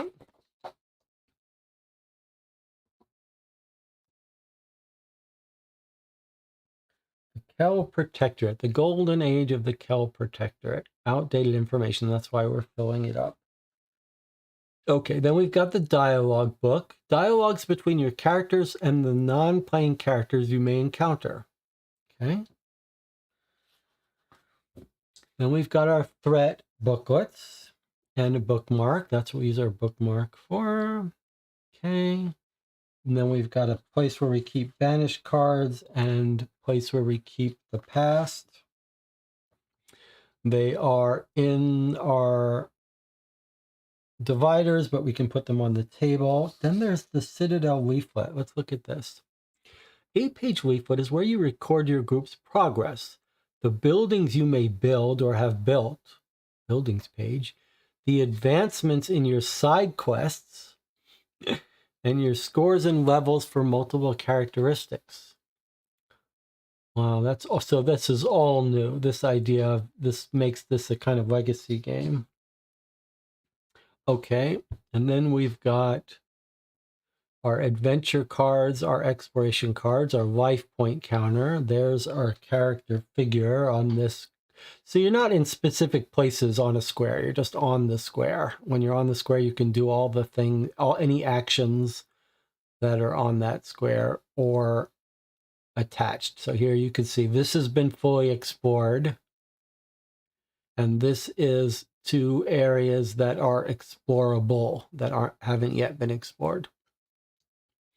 Okay, build the board as you put face-up terrain and permanent event cards face down, foggy side up. Exploration cards, that's there. So 1 is the front of a terrain card. 2 is the front of a permanent event card that's attached to that. 3 is the back of an exploration card that hasn't been explored yet. And this is the divider where you would put your quest items on the table that are available to everyone. Each player has their own action deck where they draw cards to perform actions. You may not look at the cards in your action deck, and then you've got your discard pile, and then your character card just to remind you who you are and what your limits are. This card's placed in front of the player playing that character. You will store your blocked cards underneath this card. So I don't know what blocking is about yet. So when you've got blocked cards, you're allowed to look at them. We recommend placing your action deck and discard pile on either side. Okay. Then you've got items in your purse. Each player places their purse cards in front of them. They may have none when the game begins. You can save space on the table by laying purse cards on top of one another so that only their effects are visible. Okay. And then you've got a hand. Each player has a hand containing their skill cards that they have, and they have none when they begin. All right, so you've got your deck, your discard, and your hand. And then there's global events. Okay. Turn sequence. Okay, each turn one player is chosen to be the active player, and they choose what action they want to take. It'll always be represented by a white square visible on one of the following. So either on the terrain card they're on, an event that's attached to the, so here they are, here's this player, the red player, is on this terrain card. So they could do an action that's on this terrain card, or an action on an event that's attached to this card.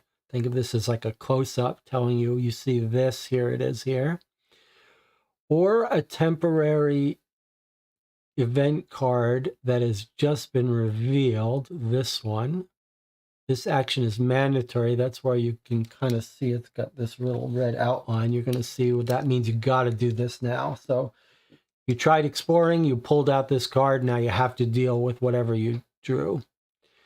Or you can take an action on a card that's in your hand. If you've got something in your hand that's got its own action, or an action that's on one of your purse cards. I guess that's right here. So maybe you've got some water bottle, you could choose to drink it. Or you've collected a quest card that the group has collectively, and you decide, okay, I'm going to do that for some reason. Okay, then when you've chosen an active player and what they want to do, now your next step is you got to find out if anyone else in the group wants to participate. Each character whose figure is on the same terrain card as the active player may get involved. If it's not mandatory and the active player agrees, or must get involved if it's mandatory. I can't remember if that's the way it worked in Seventh Continent. If it's mandatory, and you're on the same space, you must help with it. I don't remember if that's new. There are certain actions that the whole group has to do. Unless otherwise stated, only the active player may use the hand or purse cards during the action, and then may only use their own cards. Okay. Getting involved in another player's action may be helpful when some skills can be used to help the active player. Then you resolve it, which it's going to tell us in a second how to do it. And then we start a new turn and we pick a new active player and they decide what to do. Okay. Here are the different kinds of actions. Simple actions, group actions. Everyone who's in the game and awake, conscious, has to do this action together. So you'd have to get together on the same terrain tile and then agree to do it as a group. And this forbidden action. Action cannot be taken if another action is already being performed. It's got a prerequisite you can't meet. It's got the staircase and not all characters are involved. An icon can be seen on a permanent event card. This means the action has already been performed and cannot be performed again. Okay, that's just to keep track of once you do something, like maybe there's a boulder on an event card and you push the boulder, well, you've already pushed it and revealed it. So this will show that you can't do it again. Okay, now compound actions. This is important. Compound actions feature one or more rows, each with the consequence sections for success and failure. Current action row is the one where a die lies on an icon representing the action's difficulty. Compound action is resolved over several terms. If it's mandatory, you must take it again right after resolving the consequence step, and again until it's over. If it's not mandatory, you may choose to resume it later when you decide to. So you can make a little bit of progress on it and come back to it later. Multiple turns to do it. Then there's mandatory actions. If it's got a red outline, it's mandatory.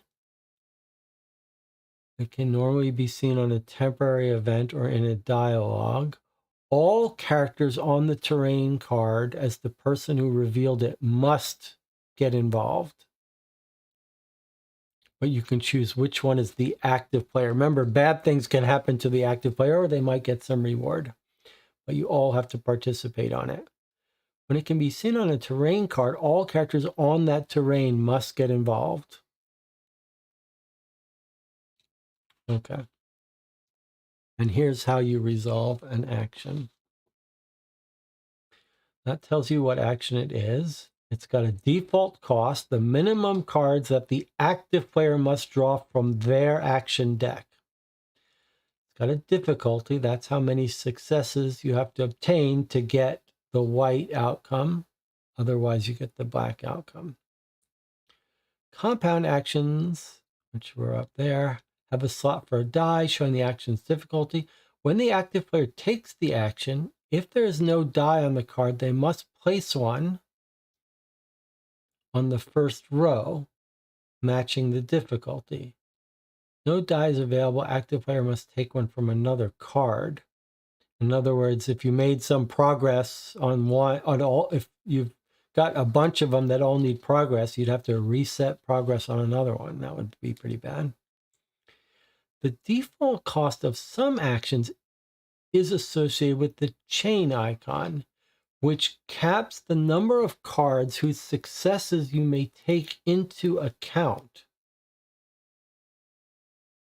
More on that later. Normally, if it said you have to draw, you can draw 5 or more cards, then you would add up the successes, all of them. This looks like it's telling you you might not be able to. Okay. There's a lot of rules here. Action resolution steps. First, you gear up. Active player selects from the purse cards those whose effects they wish to apply. Each effect may be used only once during the action. You can only select it if it has a condition icon that matches the taken action and no keyword in common with another selected card. Golden rule: when a red bordered icon can be seen on one of the player's purse cards or on a global event card, the active player takes the corresponding action. They must select that card and apply its effects. So if you see this on a purse card, it's like mandatory. Or a global event, you must use it. So maybe like you've got some companion that's going to insist he gets involved with every test you do. Okay. Clarifications. You do not need to select the skill cards whose effects you want to apply during the action. All right, so you don't have to pick your skills ahead of time. You just have to pick which purse cards you're going to use ahead of time.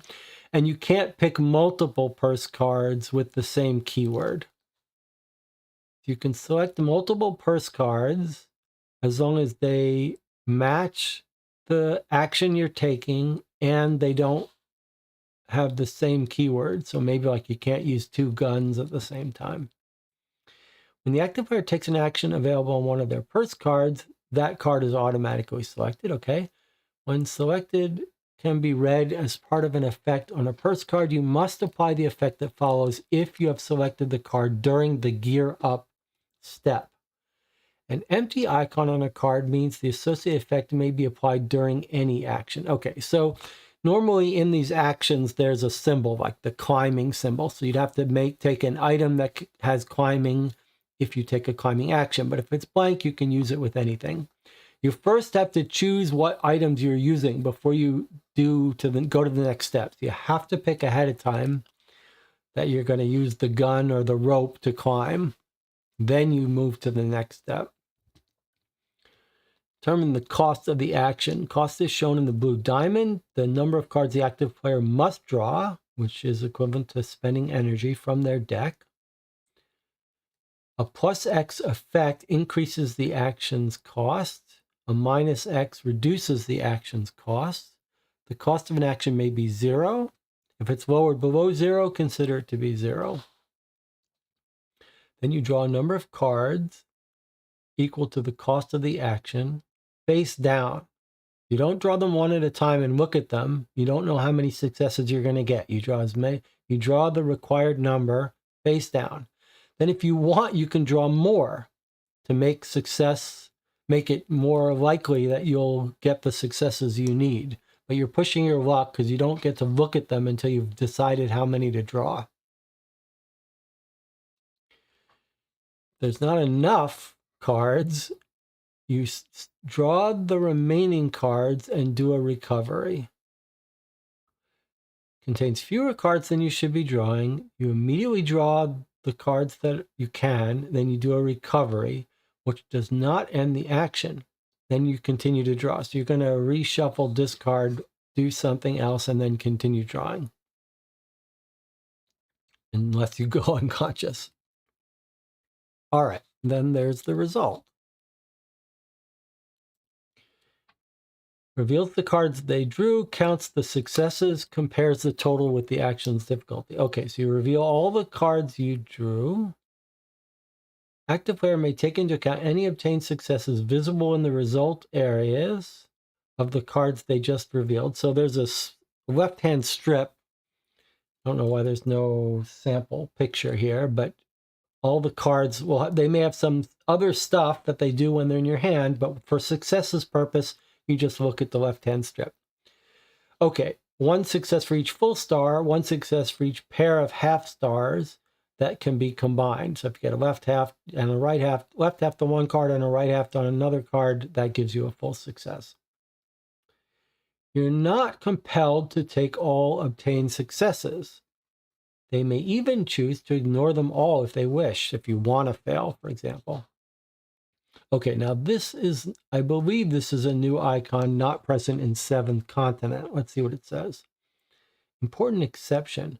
Some action cards with the chain icon are less likely to exceed without the appropriate skills or equipment. The chain icon means the active player may take into account the successes in the result areas of X revealed cards at most, where X is the default cost.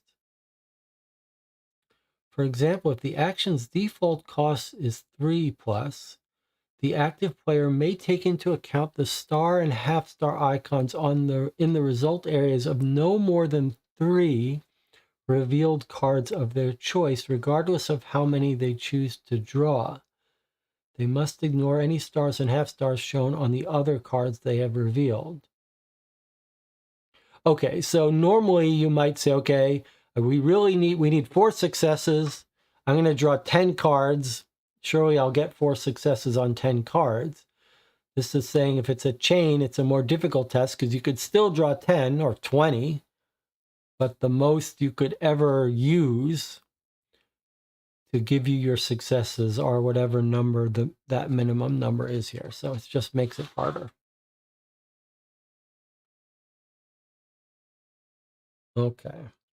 Then we apply the effects of the cards. The active player may apply the effects of one or more of their cards. So purse cards or cards in their hand or quest cards in order to get additional successes, or take additional cards into account, or convert class icons into bonuses. Each star is worth 1. So this doesn't limit the purse cards and stuff, right? No, just limits revealed cards. Okay, so after you get your successes from that, then you could use any successes from, or whatever, from any cards that you chose in the beginning to use from your supply. You can't decide afterwards. You gotta decide ahead of time what purse cards you're going to use.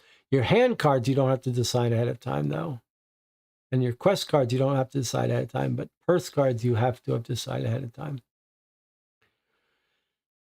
When it has a chain icon, the chain plus this effect enables the active player to take into account the successes in the result areas of Y additional revealed cards. Oy. So extra complications. You might have a card that lets you bring in more revealed cards. Kind of convoluted. Some effects enable the active player to convert into various bonuses the class icons shown in the result areas of the revealed cards. Okay, so some cards might not have star successes, but might have other things. Like if you got this, then maybe you have an item that turns these into successes. It'll be clearer when the card comes up that's relevant. Clarifications. Even when the actions cost has a chain icon, you may take every class icon in every revealed result area into account and apply the effect of every reflex skill card and every purse card. So this just affects the stars. Each class icon obtained can only be used once, only by the active player, and only for a single effect. When an effect comes with max X, the active player may apply that effect at X times at most. The question icon is wild. It may represent any of the following class icons. The white question mark means you may spend any of the following icons to apply the shown effect. Okay, that's a little convoluted, but so if you get this, you can spend these to get that effect. All right, maybe it's going to give us some examples. For example, Bruno has the flail in his purse card, enabling him to convert 3 white question mark class icons of his choice into one success, at most twice when performing a fight or a push-pull lift action. So this is saying we can convert 3 icons of his choice into a success. So here's an item in your supply, in your purse, the flail. If you do a fight or push-pull action, it has the ability that you can draw 2 less cards if you want. And you can convert these 3 random icons of your choice into a success. Okay. Check the number of successes obtained against, this is the next thing you do. Compare successes.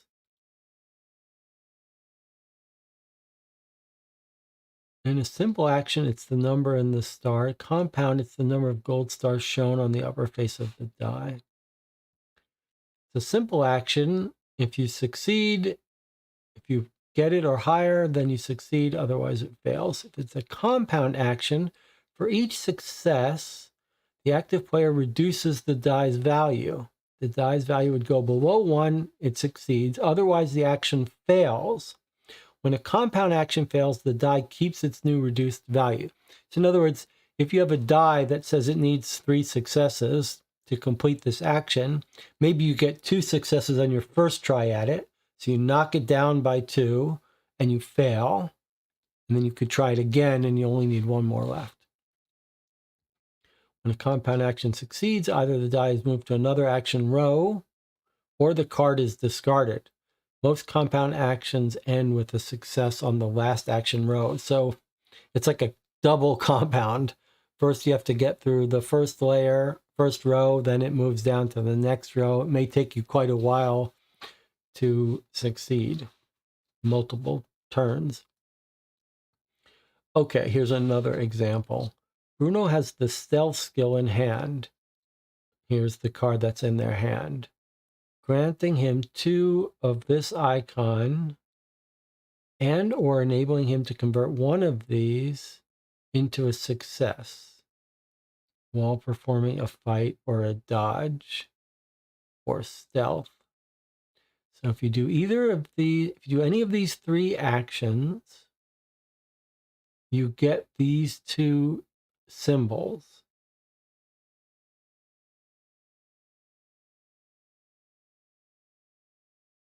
And you can convert 1 of these symbols into a success at most once.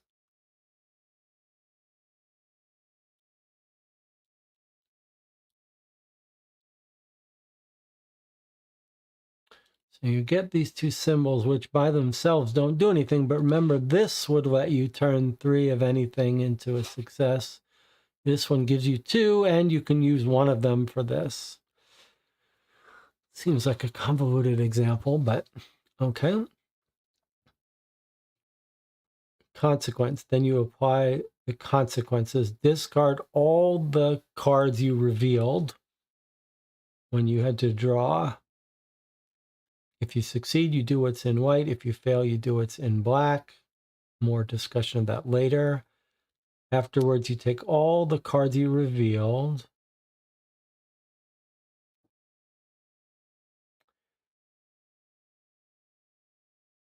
The effect here, which is an X in the hand with the blue, means the active player may add up to 2 or whatever numbers in there, X of these cards to their hand instead of discarding them. So if you gain some ability that's got a blue card in hand with a number, instead of discarding those cards that you revealed, you can keep one or keep N. It's a nice way to get new abilities into your hand, new skills. Golden rule, unless explicitly stated, the consequence of an action applies only to the active player. How is the chat doing? We're already at our second hour. Okay, well, it's time for another break. Halfway through the rule book. I'll see you in 8 minutes.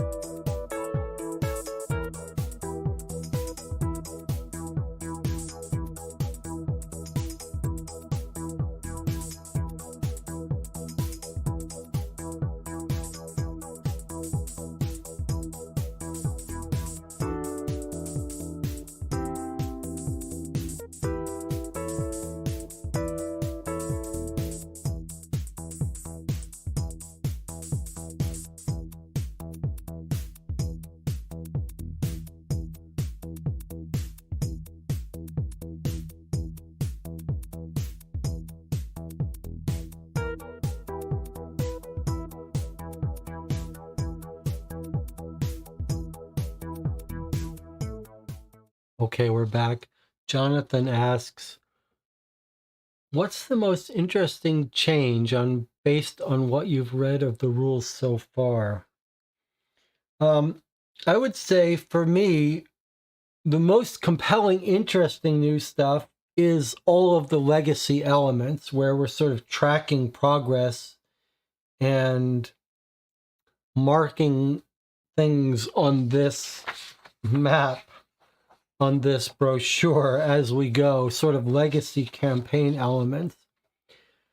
The mechanical rule that I am most concerned about, though, which seems like a huge change, is this idea that each character has their own deck. That troubles me. I want to see how it plays out, but one of the things that really bothers me in cooperative games, I like the cooperative games that are full teamwork, almost like they're a solo game, so that players are making all decisions as a group. And what happens is that as players get more asymmetrically powered in more complicated ways, it becomes harder and harder for me to track what the other player can do. So a perfect example of what gets the balance right is Pandemic. In Pandemic, each player has their own power, but I can wrap my head around that you're the medic. I know that when we're talking about plans, I can think about what you can do, how you can help. You could contrast that with a game like Spirit Island, where the cards you have in your hand that are hidden, I can't help you. You've got too much to figure out that's different about your hand than I have, that I really can't get involved in helping you make decisions. And then all of a sudden, it becomes a cooperative game, but not a game that we can coordinate and plan as a team, at least at a fine-grained level. So I'm very worried that the change they've made here means that each player is going to have their own deck that the other players are really not going to be able to be aware of enough to help plan. That concerns me a great deal, although I suppose you could just play this game as two people controlling one character and sharing the hand.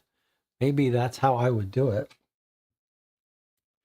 But maybe I'm wrong about that. Maybe we'll see, but I'm concerned. I'm also very curious to see what the refresh is. We haven't seen that yet, right? In Seventh Continent, when you run out of cards, you push your luck drawing cards. And when you run out, you go into the sudden death, and you have to constantly be gathering food to replenish your deck. Here, it's a completely different system. You have to do a recovery. So I'm very curious. We haven't read that yet. I want to see how a recovery works, because that's the other big change here. Okay.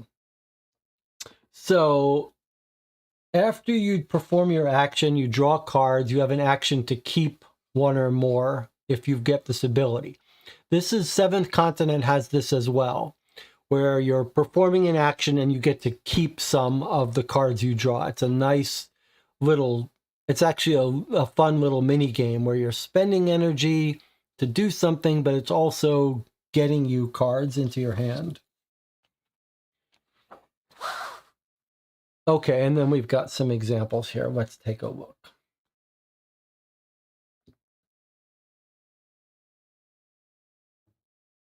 Bruno wants to move a massive boulder by taking the push-pull action. Gonna have to draw at least 5 cards, 5 or more, and get 3 successes. If you succeed, you do this. If you fail, each involved character takes a 1 card, so some sort of wound. So first you do the gear up. So Bruno is going to be the active player. He decides to use this card, in this purse card in his possession, the flail card. He can use it because it got an action that matches the action he's taking. So if he uses a push, pull, or lift action, he can trigger this. This says, here's the icons that tell you what it does, and here's the text. Well, no, the text doesn't tell you everything it does. So the first thing it does is it reduces the minimum required draw card by 2. So normally you have to draw 5 at least. This says, guess what? Now you only have to draw 3. So you don't have to spend as much energy for this. And then if you get 3 of any icon, you can convert them into a success. But then it also says, during the consequence step, roll a die. If you roll a 1 or a 2, discard this. So it might break. It might break. So you got a 33% chance, 2 out of 6. 1/3 of the time you're going to lose this card. But does it break before or after you use it? It says during the consequence step. Let's remind ourselves where the consequence step is.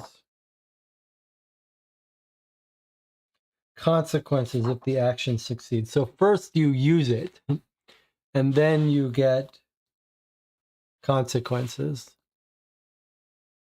So it's still going to work for you, but then it may break. All right, so I guess this is going to continue and walk us through this. So step 1, he gears up. Step 2, and then uses this stuff. Okay, step 2, draw. Bruno is supposed to draw 5 cards, but he decides to apply the effect of his flail in order to draw 2 fewer cards. So now he only draws 3. He draws them and puts them face down, doesn't reveal them yet. Then he gets to the reveal stage. Reveals the 3 cards. The first has got a full star on the left. That's 1 success. Then he's got a left-hand side and a right-hand side. That combines to make for his second success. And then these icons are shown. We don't know what these mean, but we'll see them later. Okay, so he's got 3 different icons. Class icons, they call them. Okay, so you needed to have 3 successes to succeed. He's got 2 in the form of stars. And we go on. His flail enables him to convert any 3 class icons into 1 success, at most twice, max 2. Since this is great, okay, so then he takes these 3 icons that he has. He uses this once to give him a 3rd star into a success. So now he's got 3 successes total. Since this is greater than or equal to the difficulty, the action succeeds. So as a consequence, he does the action that was in the success part. So it's a success, so he does this. The diamond icon means if it is available in the adventure deck. So if it's not there, then you don't get it. Okay. Then you discard the 3 cards you revealed. And then you have to test if it gets destroyed. You roll a die. Finally, you must apply after selected. So because he chose to use the flail, he has to do this. He rolls a 2, so he must discard his flail into the past. Okay, here's another example. There's an exploration card next to one of their locations. So he's going to choose this action, which is called Pathfind or Explore, I guess. Okay, so you have to do this action, which it tells you right here how you have to do it. He's not going to use any of his items in his purse cards. Does not draw any cards because it's a 0. So that's the cost to do this Pathfind. It's hard to see here. Really, it doesn't get any clearer than that? Is there a reason for that? Why is it not? Feels like it should be able to zoom in a little better than that. Okay, so the pathfinding action is normally cheap. It's just to flip this card. So you don't have to draw any, so he doesn't draw any. And it requires 0, so it automatically succeeds. You just flip it. That reveals this crazy thing. This is where this game is so wonderful. We're meeting this weird creature. Look at this weird creature you've met. No game has captured as well as Seventh Continent captures the weird exploration of a weird place and having weird encounters. There's just something magical about Seventh Continent and maybe Seventh Citadel. Okay, so he flipped it over, he turned it over, and he got this creature, which is this. You can see it's got a little hourglass, so it's a temporary event. It's a little encounter. The card Ludovic has revealed shows a mandatory compound fight action. So it's mandatory because it's got the red border. You must do this now. You must fight this creature. And it's a compound action. It's got multiple steps here with a die. Okay, so Ludovic and all the characters are on his terrain card, in this case Bruno, so there's 2 people on this card as well.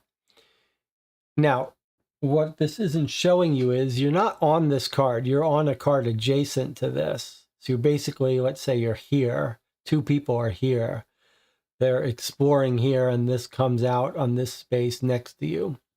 But it's adjacent to you, you must do it. Okay. Okay, so everyone on that space must do this, which might be good, because if you had to fight this guy alone, it might be harder. Okay, so now the 2 of you must fight it. Ludovic and Bruno choose Bruno to be the active player. Bruno places the die on the action's first row. So this is a 4 here. Guess that's hard to see. There's a 4 there. What? Seriously, why? Is it really zoomed up as best as it can? Let me just see if it's the right camera. It is. That's the high quality camera. Okay, it's just that it's small. Anyway, so this is telling you this first action has got a 4. So that's why he loaded it up with the 4 die.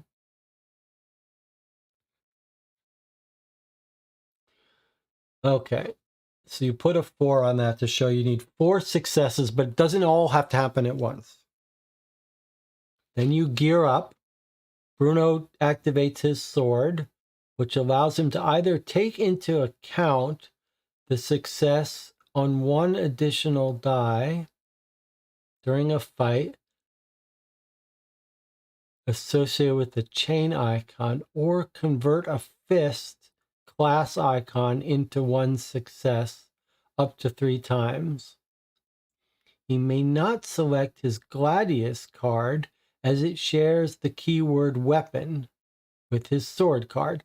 So in other words, remember that you can't choose multiple cards to activate at the same time if they share keywords. So you're only going to choose 1 weapon card. This helps you use more of your successes. And you can see there is a chain icon here. So this says you have to draw 2 cards or more, but you can only apply the successes from 2 cards. This is letting us use an additional card or convert a fist icon into a success 3 times. So if we got 3 fists, we could get 3 extra successes. The action's cost is 2+, but Bruno decides to draw 4 cards to increase his chance of success. Okay, so he's drawn 4 cards. Here we go. Let's see what he's gotten. He's gotten 2 right-hand halves. Those aren't going to combine, but 3 successes. 3 successes, but remember, because of this chain, normally you would only be able to use 2 of these. So let's see if the instructions tell us about that. Bruno needs 4 successes for the action to succeed. Because of the action's chain effect, he may take into account the successes of no more than 2 revealed cards out of the 4. So he takes 2 into account. So he's going to choose these 2 or whatever. He could use the chain +1 effect on his sword to take the success of a 3rd revealed card. Remember, that's what this is here. Okay, so it says he could do that. But he prefers to apply the other effect, converting the 1 fist class icon and 1 question mark icon, which he treats as a fist icon. Remember, the question marks are wild. Seen in result areas of the revealed cards into 2 successes. This brings his total to 4, and he reduces the die's value by 4 since the value is now less than when the action succeeds. So what I want to make sure about is this is giving us a good example. He's using this, because of the chain, he can only use the successes on these 2 cards, or on 2 cards.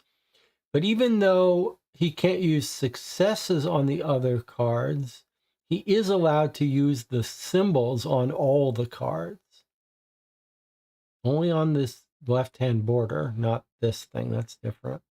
But so if he uses these 2 stars, the chain says you can only use 2 cards. So he chooses the success on these 2, but he can still use the icons on all of them. So he uses these 2 icons to convert up to 3 of them. He uses 2 of them to get 2 more successes. Seems complicated, but it's not so bad once you get used to it.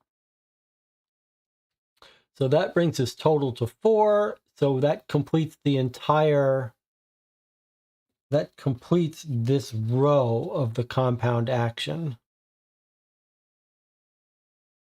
If he had failed, this would happen, but he succeeded, so this happens.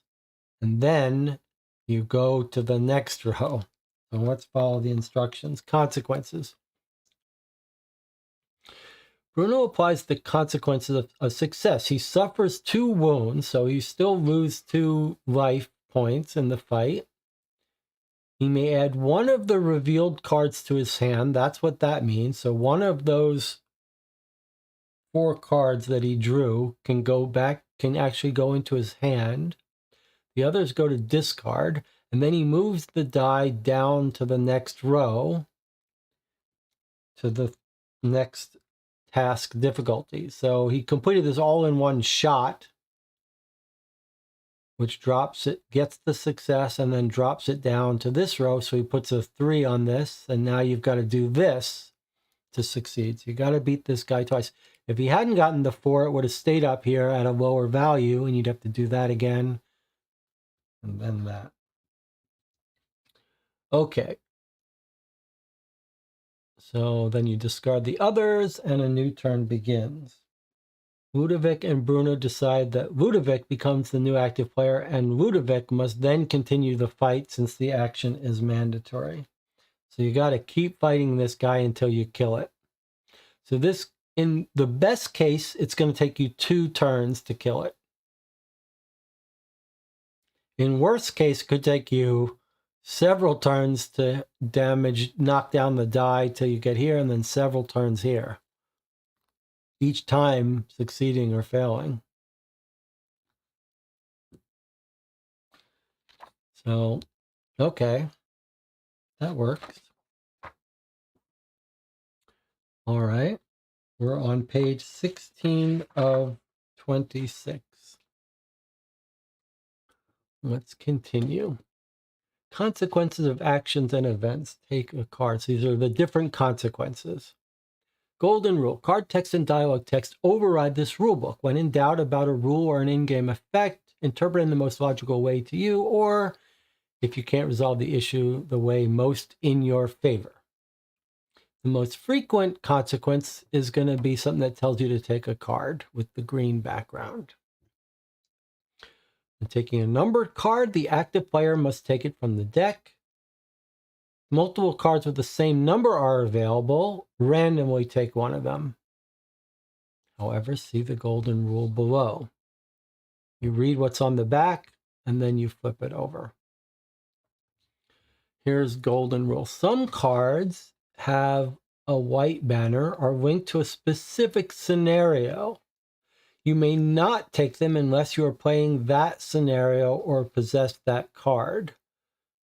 So I think it's hard here. This makes it a little easier. So it's a banner with a symbol. So if you're playing the threat that matches that symbol, then you would take that card, otherwise not. So it's sort of like, here's a location, and if you're on this quest with this threat, then you'll get one thing. Otherwise, you get the default thing at that location. If it has a black banner, it means there are possibly multiple versions of this card bearing the same number, and one of them is linked to a specific scenario or card.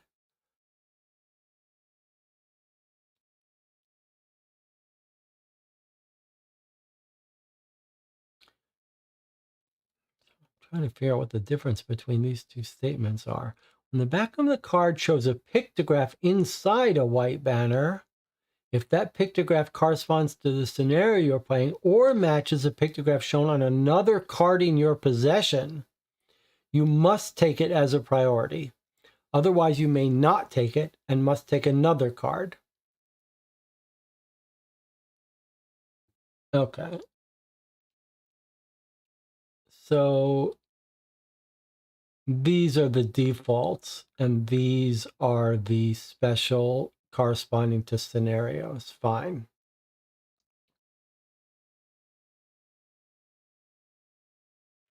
I see. Okay. All right. So it's a little confusing, but the white ones are scenario specific, and the black background banners are just generic. So here's our example. Bruno must take the 123 card. He's told to take the 123 card. Okay, there are 3 123 cards in the collection, in the archive. So one's got a blank black banner, and the other 2 have symbols. Bruno opens the threat booklet to the bookmark and sees that the current scenario is associated with a little drum icon. So that means you can't take this or this because you've got your scenario doesn't involve these icons, and you don't have a card that tells you to take these icons. So then you take the generic one. Here's another example. Take card 456. There's a generic one, and then there's this one. Opens the threat bookmark and says the current scenario does match this. So you must take this one. You must take this scenario-specific card. It's a very cool mechanic. It may sound convoluted, but it's a very cool mechanic that lets you explore the same world, but if you're on a certain quest, you see different things. Okay, and then we've got some special rules here. If no green card is available, then you take a gold card. Always have to take green cards. You only get the gold when there's no more green available. Golden rule, you can only take a gold if there's no more green with that number. If there's no card at all with that number, if the number on the card has a little diamond dot, it means you don't do anything. If it's not available, nothing bad happens. Otherwise, you must return all the cards in the past and take the newly available card. In other words, if it really needs you to have this card, then you take all the cards that had been discarded into the past, you refile them, and then you take your card. Kind of a weird way that the box, the cards get refreshed at some point if it needs them to. Now, if several involved players need to take a numbered card, like if everyone gets injured during a fight, the active player takes their card first and resolves it before the next player in clockwise order does the same. Interesting. Once the card has been taken and revealed, what you must do depends on the card. If it's a terrain card, then you put it into play like a jigsaw puzzle, making sure it's oriented in the same way as the other cards on the board. Terrain cards are generally put into play after an exploration card has been resolved. You do not automatically move your figure onto it. That's important. So you look, you explore, you turn over, you put a new terrain there, but you're not on that location yet.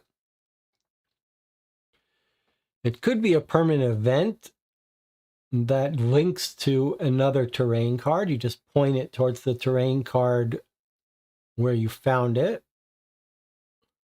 The action icon in the placement arrow reminds you which action caused you to put the card into play. As long as this event is in play, the action may not be taken again from the terrain card which the event is attached. This may sound confusing, but basically it means if you pushed a boulder out of the way to bring open this cave, this just shows you, hey, you used a push action to bring this entrance out. So you're not going to be doing it again. Permanent event is now attached to the terrain card toward which its placement arrow points, meaning any actions and effects shown on the card are now available to any player whose figure is on the attached terrain card. If it sounds confusing, it's very simple in practice. It's just like a zooming in on your current terrain. You attach this thing that says, hey, as long as you're on this terrain, you can also do this thing on this card that's attached to it. If it's a temporary event card, you're going to have to resolve it with a mandatory action, and then it disappears. So it might be an opportunity for something good or an obstacle you have to overcome. Global event, you put it on the board somewhere. Purse card, one involved character may keep this card by putting it into play in front of themselves, or you can discard it as long as it doesn't have a lock icon. If it's a lock, you have to carry it. Otherwise, you could keep it or discard it, and you have to obey maximum carried weight. If it's a quest card, you just put it in the group's quest items. Okay, or you may be told to take a card not directly summoned by a numbox.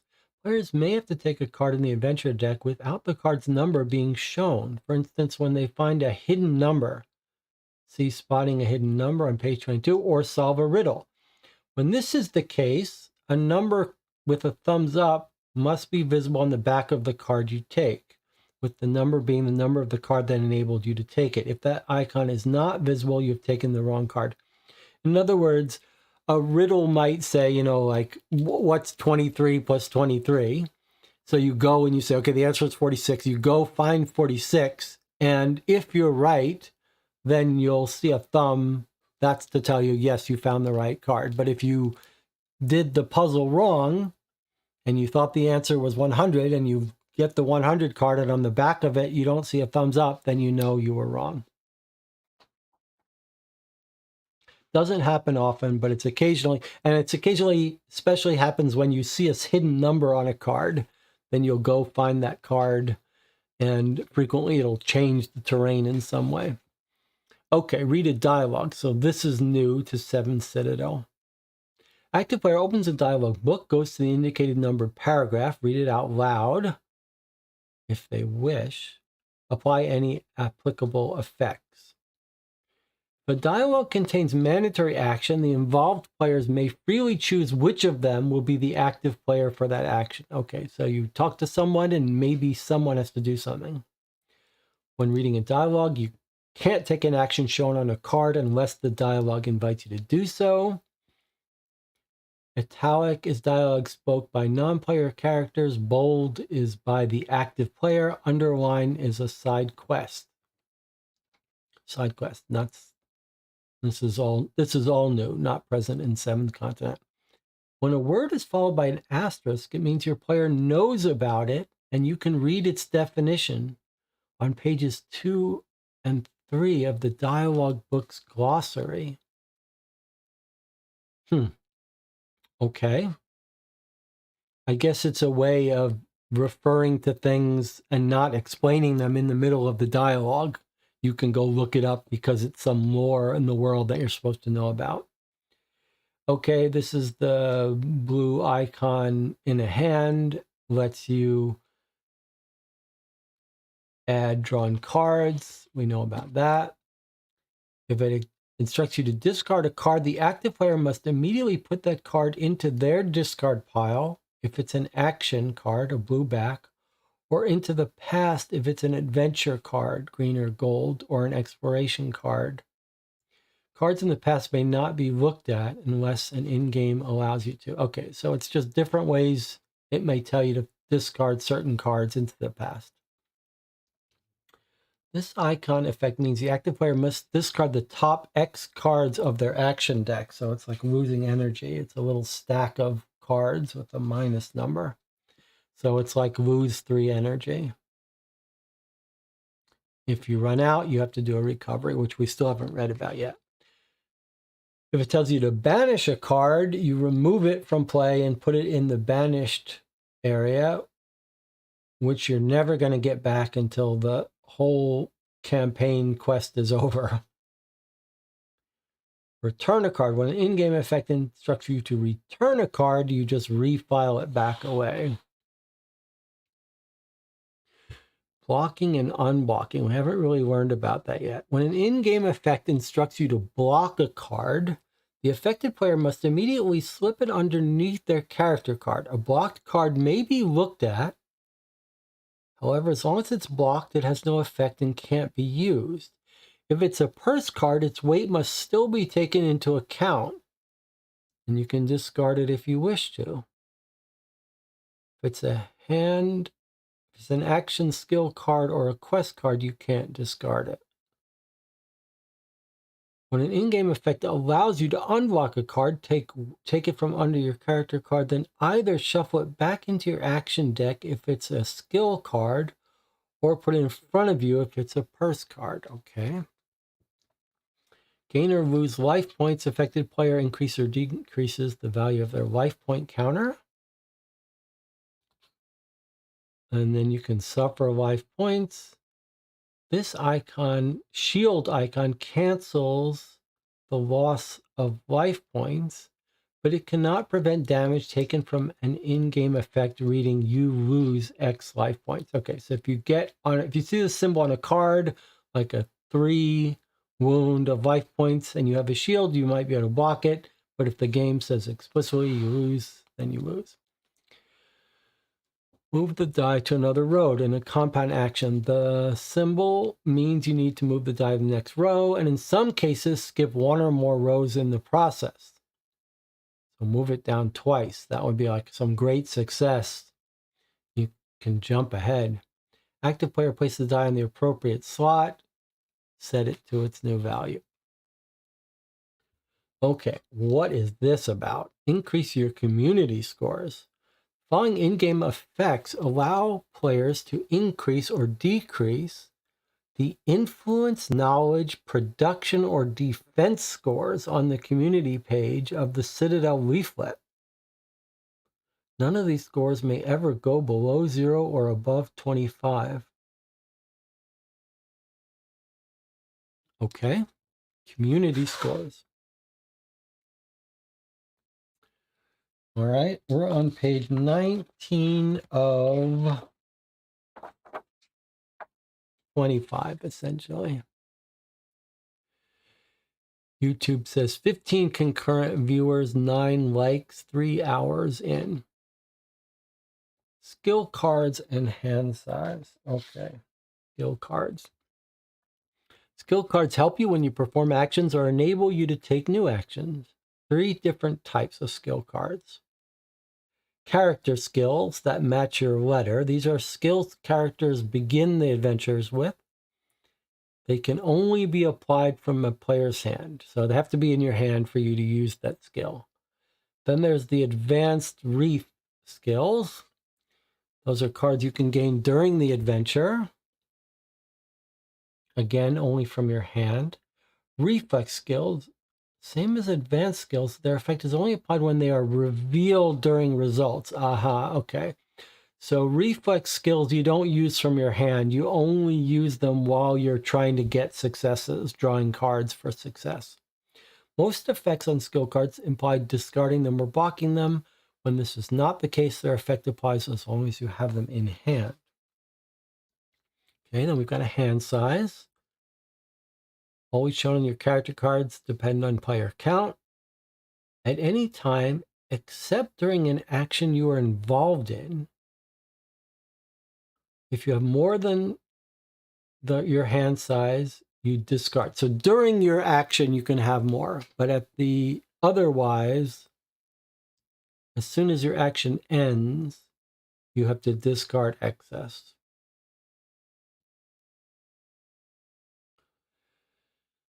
You may take an action visible on one of your skill cards. When you're in the active player, you may apply some or all of the effects shown on the skill cards you have in hand, provided the condition associated with the effects matches the action being performed. Okay.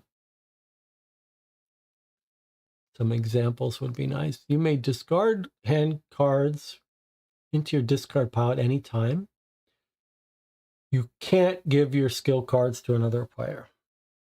Okay. So this is a big difference between 7th Continent. In 7th Continent, you did have cards that only certain characters could use, but there's a community deck. You could get them, you could get another player's cards from the deck. Here, everyone's got their own deck. It doesn't seem like they ever mix. Okay, purse cards. Your purse cards help you perform actions. They usually have keywords. You can't select more than one purse card which has a given keyword. I believe that is new. I don't believe that was a rule in 7th Continent. The maximum weight can be found on your character card, depends on player count. Your carry weight is the total weight of your purse cards, including your blocked cards. It may exceed your maximum carried weight. However, as long as this is the case, you may not take the move actions. You can actually be acquiring cards heavier than your weight, but you can't move while you're carrying more than your max. Okay, that's clever. You can take an action visible on one of your purse cards. When you're the active player, you may apply some or all of the effects shown on the purse cards you choose to select during the gear up step of an action, provided the condition associated with the effect matches the action performed. For example, the fight condition for the fight action. So brown is just the conditions, but they match icons. You can only apply effects on the cards you select during your gear up. Okay. Reminder, you may not select multiple purse cards with the same keyword. That seems like that would be an easy mistake to make. So you could choose to do the effect on one card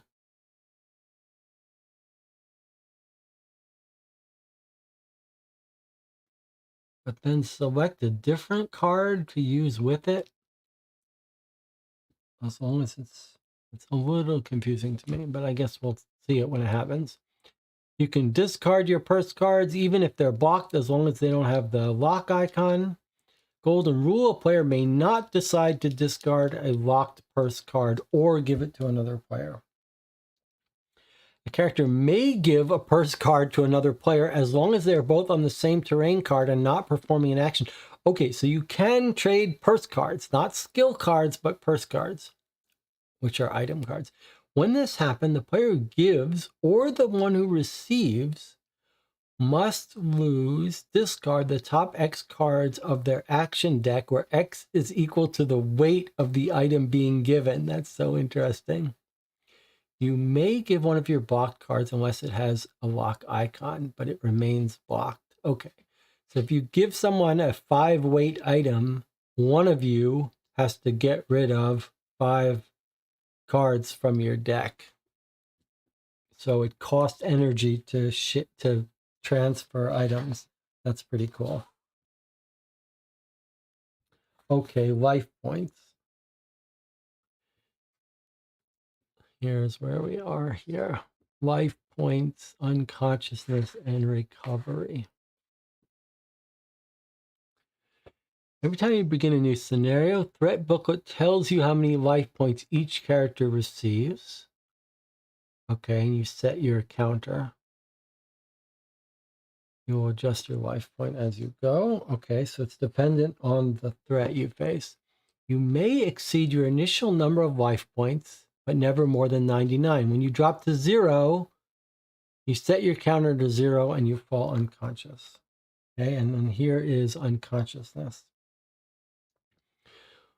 When you become unconscious, you remove your figure from the board, return all of your cards with the keyword temporary, discard all the skill cards you have in hand, shuffle all the cards in your discard back into your action deck. Okay, so you reset all your cards that were discarded back to your draw deck. Draw 3 cards to form your hand and banish one of them out of the game. Okay.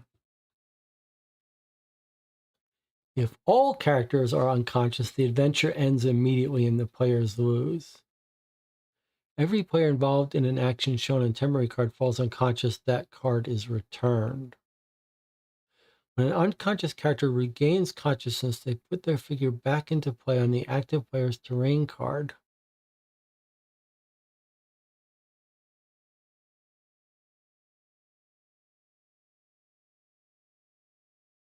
So if you're playing single player, the moment you go unconscious, it sounds like your game's over. You do this, but at that point, all players are unconscious and the adventure ends. So it sounds like if you're playing with more than one player, you can revive. One player, you can't. That's a little weird. All right, let's learn about recovery.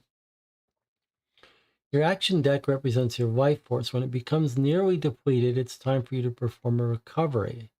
At any time, you may perform a recovery to shuffle cards from your discard back into your action deck, even if the latter still contains cards. To perform a recovery, you lose 1 life point for each 2 cards you choose to randomly take in your discard pile and shuffle back into your action deck. You may not choose to lose more life points than you have. That's a little fiddly. Okay, so you do a recovery, you lose a life point for every 2 cards you randomly take from your discard and put back. You can't choose which ones go back, but you can choose how many. Example, Ludovic wants to perform a recovery in order to shuffle 8 random cards from his discard pile back into his action deck. To do this, he loses 4 life points. When you must draw or discard more cards than your action deck contains, draw all that you have, perform a recovery, draw or discard the remaining cards you are unable to draw or discard before.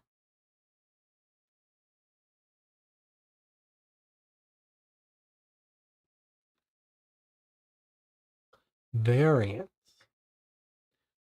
So there's story mode. For adventurers who vary storytelling more than survival, to perform a recovery, you lose 1 life point for every 3 cards. So it makes it a little easier for you to recover. But if you want to do survival mode, you lose 2 life points for every 3 cards, rather than 1 life point for every 2 cards. So make the game a little harder.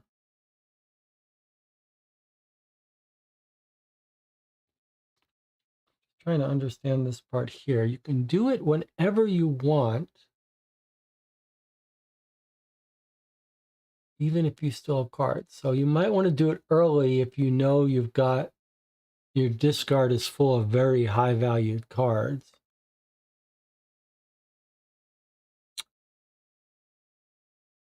You can't choose more, you can't purposely go unconscious.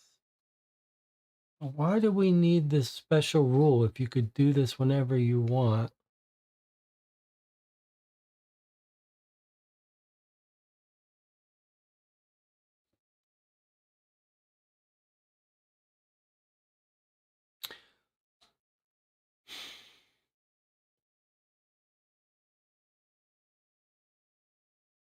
I don't really understand why there's a special rule for this. If we must draw more than we have, this sounds like it's forcing us to do this before we perform a recovery. Whereas here it says, whenever we want, at any time you can do a recovery. But then it says when you must draw 2 cards that you don't have, you have to draw them all, and then you perform a recovery. This seems a little bit contradictory to me. This says at any time you can take from your discard back in your action deck. But this says if you ever have to draw more than what's there, you must draw all of them, and then you can perform a recovery. So maybe what this means is at any time while you're not in the middle of an action that's telling you to draw. Maybe that's the way to read this. Not at any time, but at any time other than in the middle of an action which is calling for you to draw. I don't suppose it makes too much of a difference, though. Okay, now we're on exploring the collapsing lands. We're almost done here with the instructions.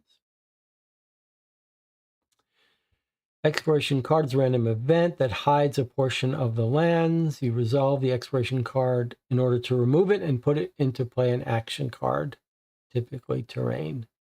Okay, so once it's resolved, so you flip it, you resolve it, and then you're told what adventure card to bring out. The number of this adventure card is shown in the number box associated with the arrow on the terrain card that points towards it.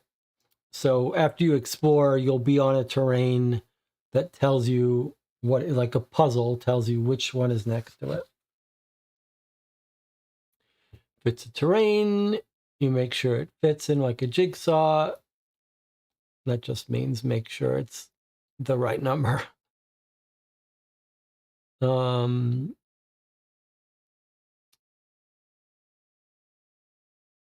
Put the new exploration cards into play in each free adjacent space to which an arrow on the terrain card is pointing. Each of these new exploration cards must carry the same pictograph, normally a Roman numeral, as the one in the arrow that points to its space that caused it to come into play. So as you explore more, the fog of war brings out new fog around places as you travel. You must put an exploration card into play and it's not available.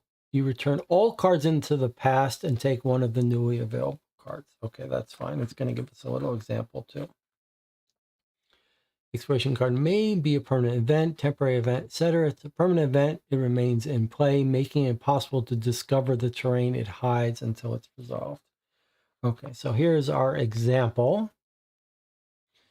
So they're on this card. Now see what, notice this says 94 and 1. That means the card, the adventure card 94 is eventually going to go here. But while it's fogged out, it's a 1 card. So you take a random 1 card, you put it here. When the player does this pathfinding action, this will flip. Uno performs the pathfind action, flips the card. So we flipped it over to get this.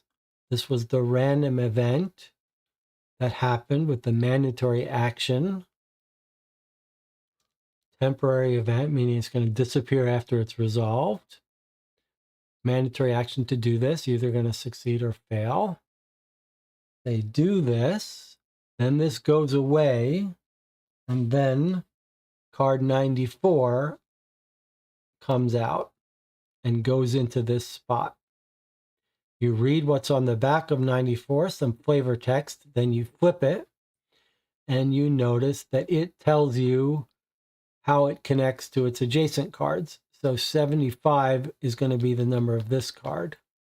This card is number 75, so 94 is to its right, And that's what this card is. So notice we don't see the number 94 here. It's on the back side. If you turn this over, it would be a 75. And you could just check to make sure. You know that 86 is going to be here, 90 is going to be here, 108 is going to be down here. The space the expiration card used to occupy is now open, so Bruno takes the 94. Associated with the arrow, you need now be able to move onto that card by taking the move action. Then he puts 3 1 cards into play next to each arrow. So that's the part where after this comes out, then you put a 1 here, Fog of War, a 2 here, Fog of War, and a 1 here, Fog of War. Unless these had already been explored, then they would just stay explored. Not enough room to put a card into play. This is the rule for if your table runs out of space. There's not enough room. All characters must take actions to meet on the same terrain card. Then players return the terrain cards of their choice, except the one containing their figures, along with the permanent event cards attached to them, making sure all remaining terrain cards are reachable. If applicable, you must put a new exploration card into play in every adjacent empty space towards within. You basically just wipe out anything that you need. If you need more room on the table, you throw away those items, those locations. They essentially become hidden underneath fog again. You'll have to re-explore them. That hurts. It's a weird aspect of 7th Continent and 7th Citadel that if you run out of space on your table, or you have to sleep for the night, you're gonna make it harder for yourself the next day. So playing on a bigger table has some actual game advantages. To move your figure on the board, you take the move action and go to an adjacent terrain, as long as you're not carrying too much. Other items, other actions may let you move differently. Some cards refer to the cardinal points, north, south, east, west. Assume card text and icons are oriented to be read from west to east. That's just saying north is above. It may happen that some permanent events showing several placement arrows separate 2 terrain cards. In this case, these events feature an action whose consequence is to move the figure to the terrain card on the other side of the obstacle. That just means like you might bring out a permanent event, which is like a bridge. And when you trigger the bridge, you jump across. If it's mandatory, then the figures who arrive onto that terrain must take it. Spotting a hidden number. Some cards may contain hidden numbers. When you spot one, you may take the card bearing that number. Once you make sure it's the right card with a thumbs up, discard the one you spotted the number on, replace it. When a hidden number can be seen on a terrain card or a permanent event, you may not take the corresponding card unless you are on that terrain. For example, 154, Ludovic has spotted the hidden number 316. He discards the 154. He takes the 316, which has a thumbs up, which confirms it's the right thing. Hidden number is always made of 3 digits. If that icon's not there, the thumbs up, and then you did something wrong. Okay, threat booklets. Threat booklets are divided into scenarios, narrate the story that players live as they travel. Each scenario sets 1 or more goals that players must reach. At the end of each scenario, you read its epilogue. This happens once you are back at the Citadel, usually because the characters run low on life points and prefer returning before falling unconscious.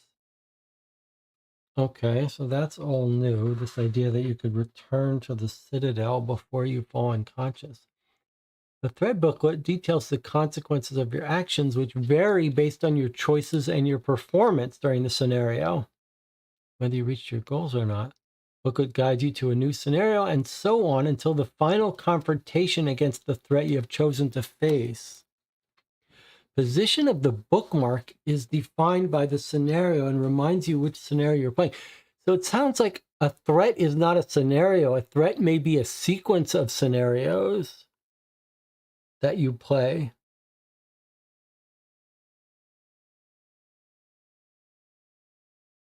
So you could have a threat that's a whole sequence of scenarios.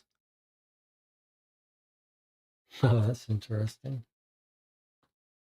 Note, there are several ways to go back to the Citadel. This is all totally new to 7 content. In 7 content, you just find yourself, you pick a threat, a sort of task scenario. You start out in a square, and you play it till the end.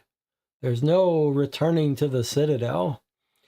There's several ways to go back to the Citadel. The most common one is by moving the character's figures along the terrain cards that lead back to the Citadel, resolving the permanent event that enables you to end the current scenario, so you can choose to go back to your home base. Okay, player's progress and Citadel leaflet. So this is all new stuff here. The Citadel leaflet is shared by all players. It consists of several pages that track your group's progress through the adventure, among other things. So there's a player aid page at the back. It's right there, which reminds us of things.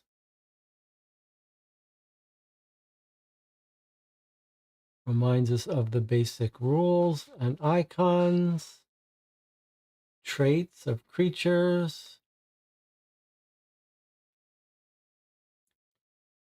mandatory, everyone must be involved. Okay.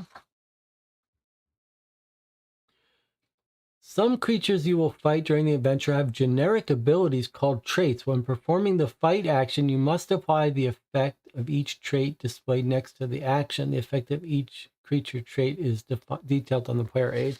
Okay, so that's totally new, but is common to lots of games like Gloomhaven, etc. So if they have ambush, you skip the first gear up step. You're not allowed to use any gear. If it's got tough, you ignore successes. If it's got unsettling, you can't use more than a certain number of skills. Evasive, every 3 cards you draw, you lose a card from your deck. If it fails, the die goes up. Yikes. If it fails, you lose a card. If it's brutal, during each consequence step, if the action fails, roll a die. If you roll a 1, block 1 selected card with the keyword armor or shield.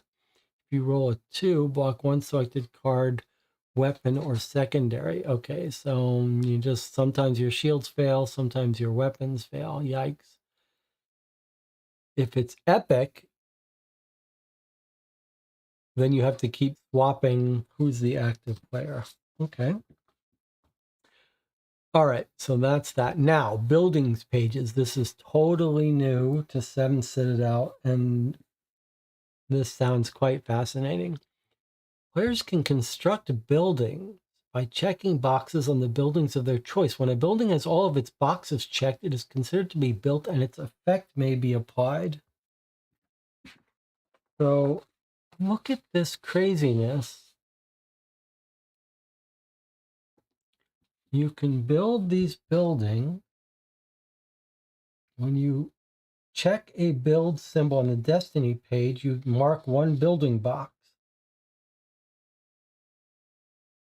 So you can build any of these buildings to give yourself some upgrades. Look at this stuff, though. Okay, so some of these give you extra icons during preparation stage. Some of them let you draw cards. Let's look at the cemetery. The beginning of the preparation phase, if you are at the Citadel and the characters have a total of more than 10 life points, take a 99 card, Hope Reborn. Or you can build a place of worship. During the preparation phase, if you are at the Citadel, take 2 49 cards.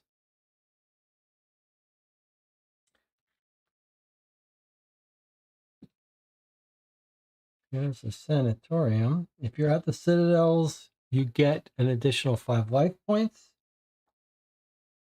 A lot of these seem to be, you have to be at the Citadel. look at this card.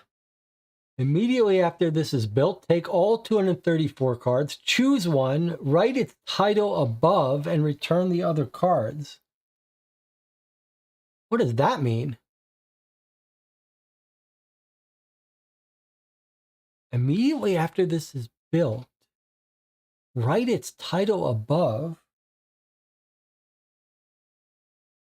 And then there's another one that's like that. And then there's another one that's like that, what with a different set of cards, 345. But what does writing it in there do for you? Does that mean you have that card? I mean, have that ability when you write its name in there? That's craziness. All right. Now, what is the community page? On this page, you can write down the names of the players taking part in the adventure, record each character's life point total when you end a scenario or save the game. You can sketch your community's coat of arms here.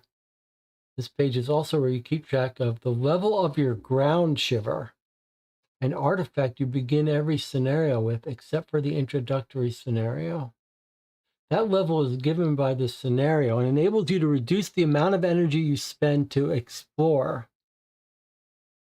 Keep track of your influence, knowledge, defense, and production scores in the form of tracks extending from 1 to 25. Well, that's all this.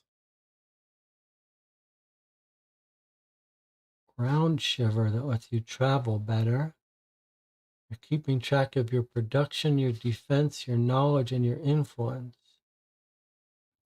This is all new to 7 Citadel. Okay, let's see what this says here. These scores fluctuate up or down throughout your adventure. May be taken into account for certain in-game effects and at the end of scenarios to measure how well you completed your goals. You may not reduce a score to less than 0 or increase it 125. If the prerequisite requires you to reduce it to less than 0, you may not apply that effect. If a score must be increased to more than 25, set it to 25. Production, your ability to make food. Defenses. Influence. Relationship between the community and the other inhabitants and institutions. Knowledge represents the knowledge, information, and rumors the community holds.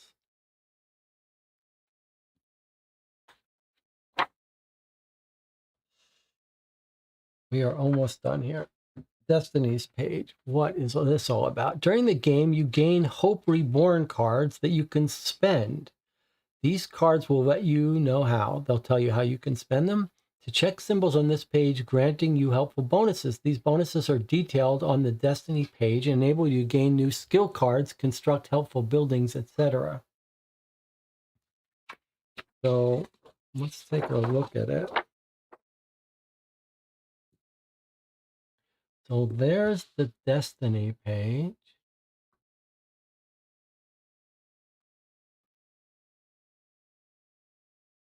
If no symbol is checked yet, you must check the center one, the wreath in the center. Otherwise, check one symbol connected to a previously checked symbol. So you're going to have to always connect to a previous one, and you can decide how to build up your skills. Let's see what this says. Each person must find their place and serve the community to the best of their abilities. With this in mind, you've selected a handful of individuals with a range of talents to educate the others in the arts of writing, fighting, and farming. Increase any of these by 2. So anytime you choose this to tick off a bag here, then you do that. Okay, so it's a way to move up one of your tracks. Or check a box on a buildings page. Okay, or take 4 advanced skill cards from the game box. One player gains 2 of these cards, or 2 players each gain 1 of these cards. Okay, so you choose that. It's a way to level up. an advanced skill. Or you can take a reflex skill, which is the ones that trigger when you're trying to get successes. Or one player returns 2 skill cards, or 2 players return 1 skill card from their hand, their action deck, or their discard pile. Focus. So basically, you've got all these action cards in your hand. Some are better than others. This is letting you call out ones that are less powerful to make your deck more powerful. Or you can get a feather card to build up the map. Take a card whose number is associated with a arrow on a feather card that is already in the world map. Insert it into the world map without flipping it. In the slot, the arrow pointing to. Take a card whose number is associated with an arrow on a feather card that's already in the world map. So I guess it lets you have to have already found some area of the map, and this allows you to explore adjacent to it. That's weird. Or you can choose this. Take this card. After revealing it, give it to the player of your choice. So, in other words, if you look on this Destiny thing, there are some specific numbered cards. You take it and give it to someone. I just love that. I love there's so much interesting, weird stuff going on in this game. And this use of these weird, specific cards that come out. And you have to work hard to get them. Look at this. You have to take a whole bunch of reflexes to get to that. Fascinating. Okay. Then there's the map. The map of the old world, which you may annotate. So we could write on this. You can write on this because there's 4 of these provided plus some extra ones. So you might want to write things on that map. Someone tells you about some special place you might want to go to. Side quests. This is where you list all the side quests obtained during the adventure. Each side quest may only appear here once. Tip: many side quests can be obtained at the tavern, a building you can build. If you want to go on side quests, you build the tavern. Side quest generally invites you to write down its title and the dialogue number from the dialogue book that caused you to obtain the quest. You may freely reread the dialogue to be reminded. You may also use the notes section to record information that might help you complete the quest, such as the name of a place or a character. When you add a side quest to the side quest page of the Citadel's leaflet, it is active, but not necessarily initiated yet. When a quest becomes initiated, which will be explicitly instructed by an in-game effect, it means you have made a step towards its completion. Some side quests do not need that status to reach completion. When a quest is marked as finished, which it will tell you, it is no longer active. Ignore any in-game effects that concern it. Reminder: underlined text on a card or dialogue refers to a side quest. Some side quests cannot be finished unless you are at the Citadel. Oh, that's weird. So here are is the side quest page. So if you got a side quest, you'd write it down. You could keep some notes. You could keep your progress towards it, and then you'll be told explicitly when it initiates and when it finishes.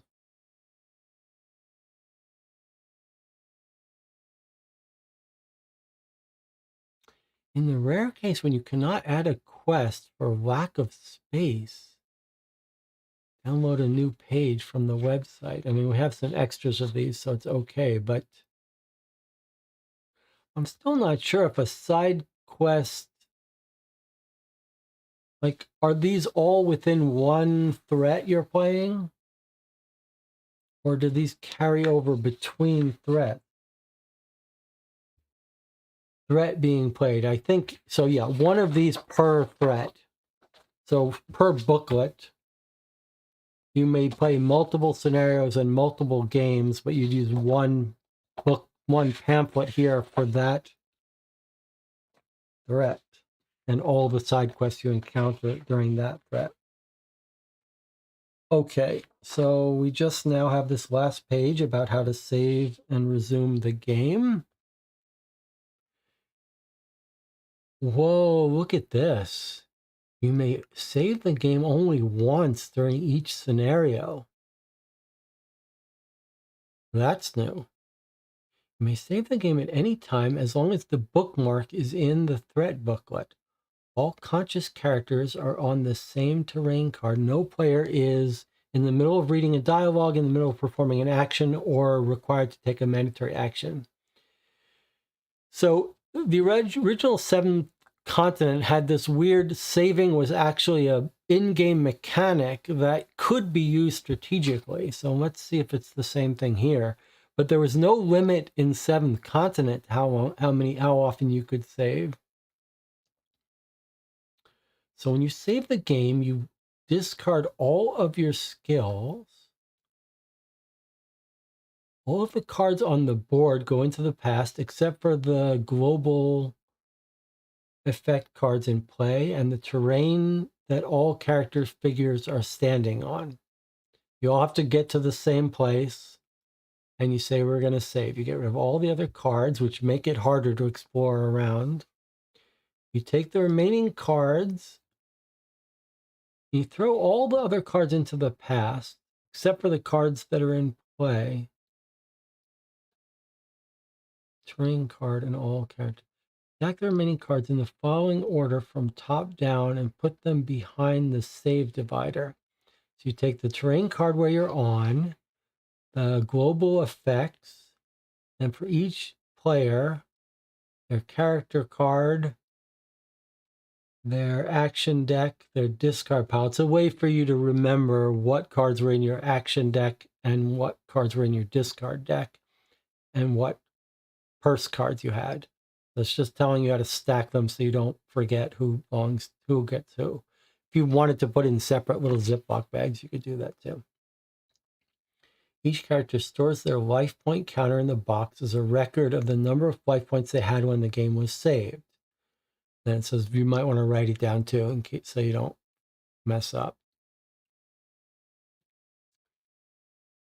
Okay, then to resume the game, you bring all the cards. You take all the cards that were in the past and you bring them back into the box. You resort them. You put the global event card and the save terrain back into play. Your characters all go back onto that space. You put new exploration fog of war fog cards around your current terrain. Put your action deck and your discard pile back out. Reminder, the position of the bookmark reminds you which scenario you are playing. Leave it there.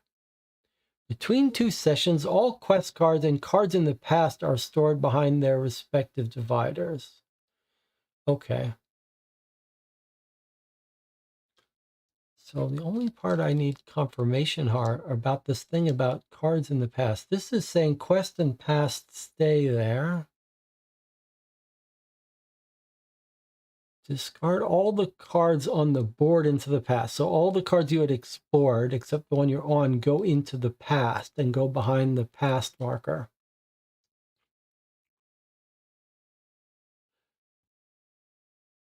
But then, this is the part that's confusing me. When you resume, all the cards that we just put in the past get returned and resorted. So why are you even doing that? Why not just resort and return all the cards that were on the table? Why are you putting them into the past and then from the past resuming them in returning them? And then between two sessions, All quest cards and cards in the past are stored behind their dividers. I'm a little confused why it's making you do that step. Does anyone have any a different take on that? This is saying when you save the game, take all the cards on the table, put them in the past, along with anything else that was in the past. But then when you resume, you just get that set of cards and you return them all to their place, sorted by number. And this is telling you, hey, between sessions, they're kept in the past. But why are they kept in the past if you're just going to resume them back into the box in their positions? I don't really understand that. What's the point? Leaving or joining the adventure partway through. The character leaves permanently. You return your figure, your character cards, your skill cards, anything that was blocked, and any blocked purse cards. You give their advanced skill to the other players who discard them. Give their blocked purse cards without the icon and the quest cards. Any blocked purse and quest cards remain blocked. Before they put their life counter away, their life points are divided equally among the remaining conscious players, okay? And if you want to join in the middle, no problem. You got another player who wants to join. You just jump right in, form your deck, and you get extra life points to the group. Sounds like a benefit. All right, then we have a whole big glossary, which we don't need to read. A thank you to 33,000 backers. Easily forgotten golden rules. Let's look at these.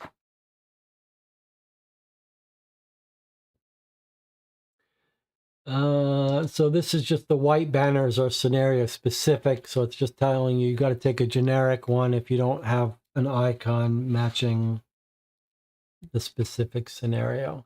If it's mandatory, all characters on the same terrain as the person who revealed it have to get involved. During the gear up, you can only use one card. You can't have multiple cards with the same keyword. During the draw step, you can choose more cards if you want to have more of a better chance of success.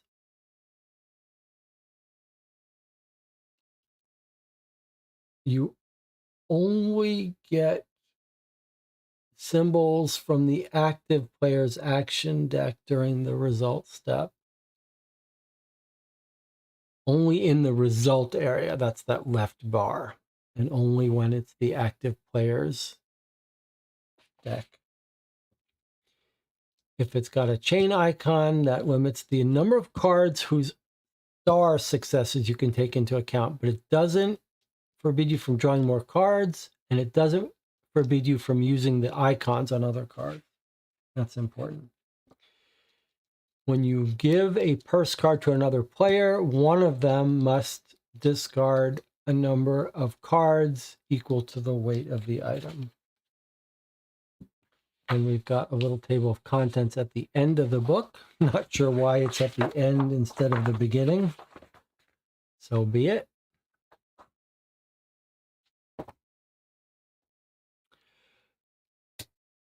There you have it. 4 hours we've spent unboxing and reading through every rule. There's still the whole strategy of using this thing, using this booklet, is much of a mystery, but I guess it depends on the threat you're facing.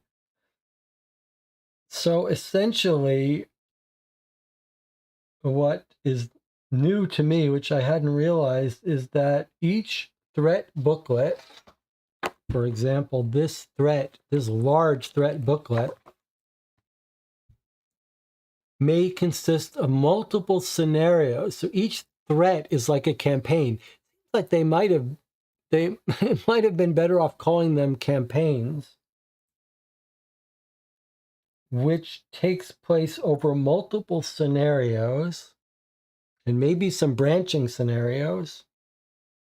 And during the course of that campaign, you may be building buildings that improve your skills. You may be deciding on certain paths of upgrades that unlock certain things, some of which lets you explore the world map more. So this world map is equivalent to this world map. Yes, it's the same world map here. The one thing that I wouldn't mind a better explanation of is we've got now scenarios and threats, aka campaigns. And then we've got this world map. And I wouldn't mind a little better explanation for what things are persistent over what. So it seems to me like everything in this pamphlet is persistent over the course of a campaign. In other words, over the course of a threat. So if we choose to play this threat, we bookmark it. I have no idea how many games, how long a campaign would take to play, but multiple games, multiple scenarios, during which we're filling this stuff out and tracking progress here and building things here and going on side quests. I have no idea how long it will take, but this is a single campaign. So let's say we play this campaign, that's this. Then when we choose to play another campaign, like this campaign, we start out with a totally blank pamphlet here with baseline production and baseline here and no buildings built.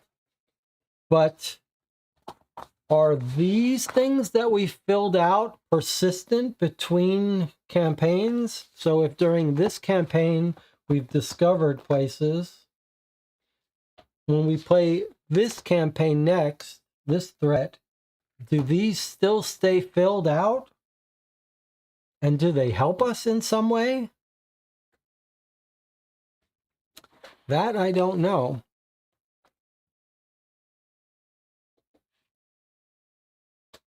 But the buildings you build don't persist.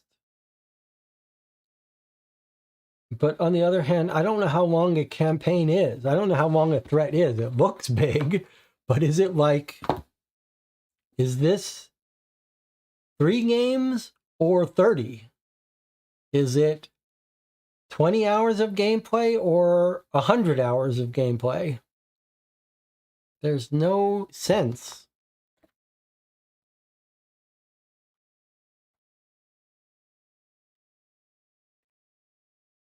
Jonathan said, I guess they probably don't stay filled out. You don't think this thing stays filled out? My guess is that this is going to stay filled out between threats. But I really don't know.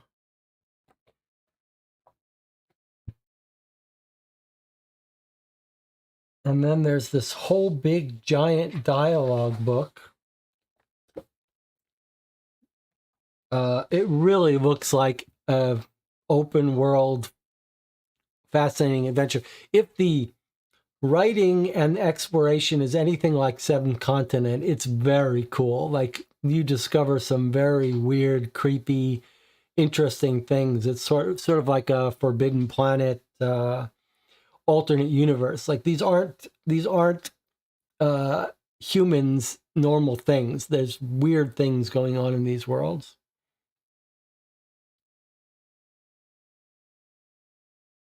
And presumably you have to finish one threat all the way through before you can go to another one.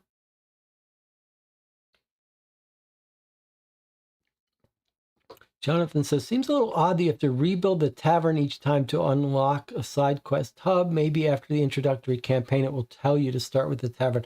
That's a great question. Actually, I'm going to read the introductory.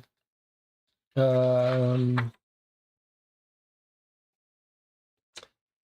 I'm going to do is I'm going to take another break. Only 7 concurrent viewers. They're all dwindling away. I'm going to take another 8-minute break. Then I'm going to come back. I'm not going to play the... Well, maybe I shouldn't read it if I'm not going to play it.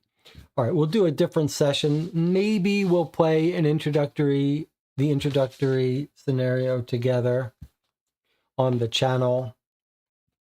Maybe not. This might be the last of the 7 Citadel content you're going to see on this channel. There are lots of good channels that have started playing through this, and I predict that there will soon be lots of channels playing through it. I'm sorry that I didn't get a chance to test my overlay thing more. But maybe we'll have another opportunity to try it in the future. For those of you who stuck around, thank you for joining me. Tomorrow we'll be playing for real Mortem Medieval Detective expansion called The Shelter. On Sunday, Dear Holmes, new case, play by mail. That will be 3 p.m. Mortem Medieval Detective will be tomorrow at 11 p.m. Next week is up for grabs, though. If you want to help decide what to play, you can stop by the Board Game Geek Guild for this channel. There's a link in the About page.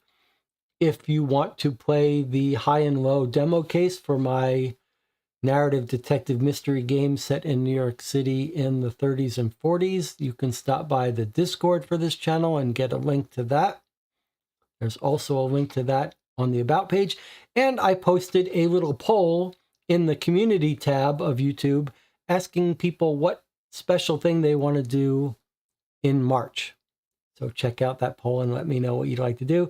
For those of you who stuck around with me, thank you for the company. Jonathan Warner, thank you as always. If you're playing 7th Citadel or 7th Continent, let me know your thoughts. Let me know how you're experiencing it. How does it compare? Better? Worse? I'll talk to you next time.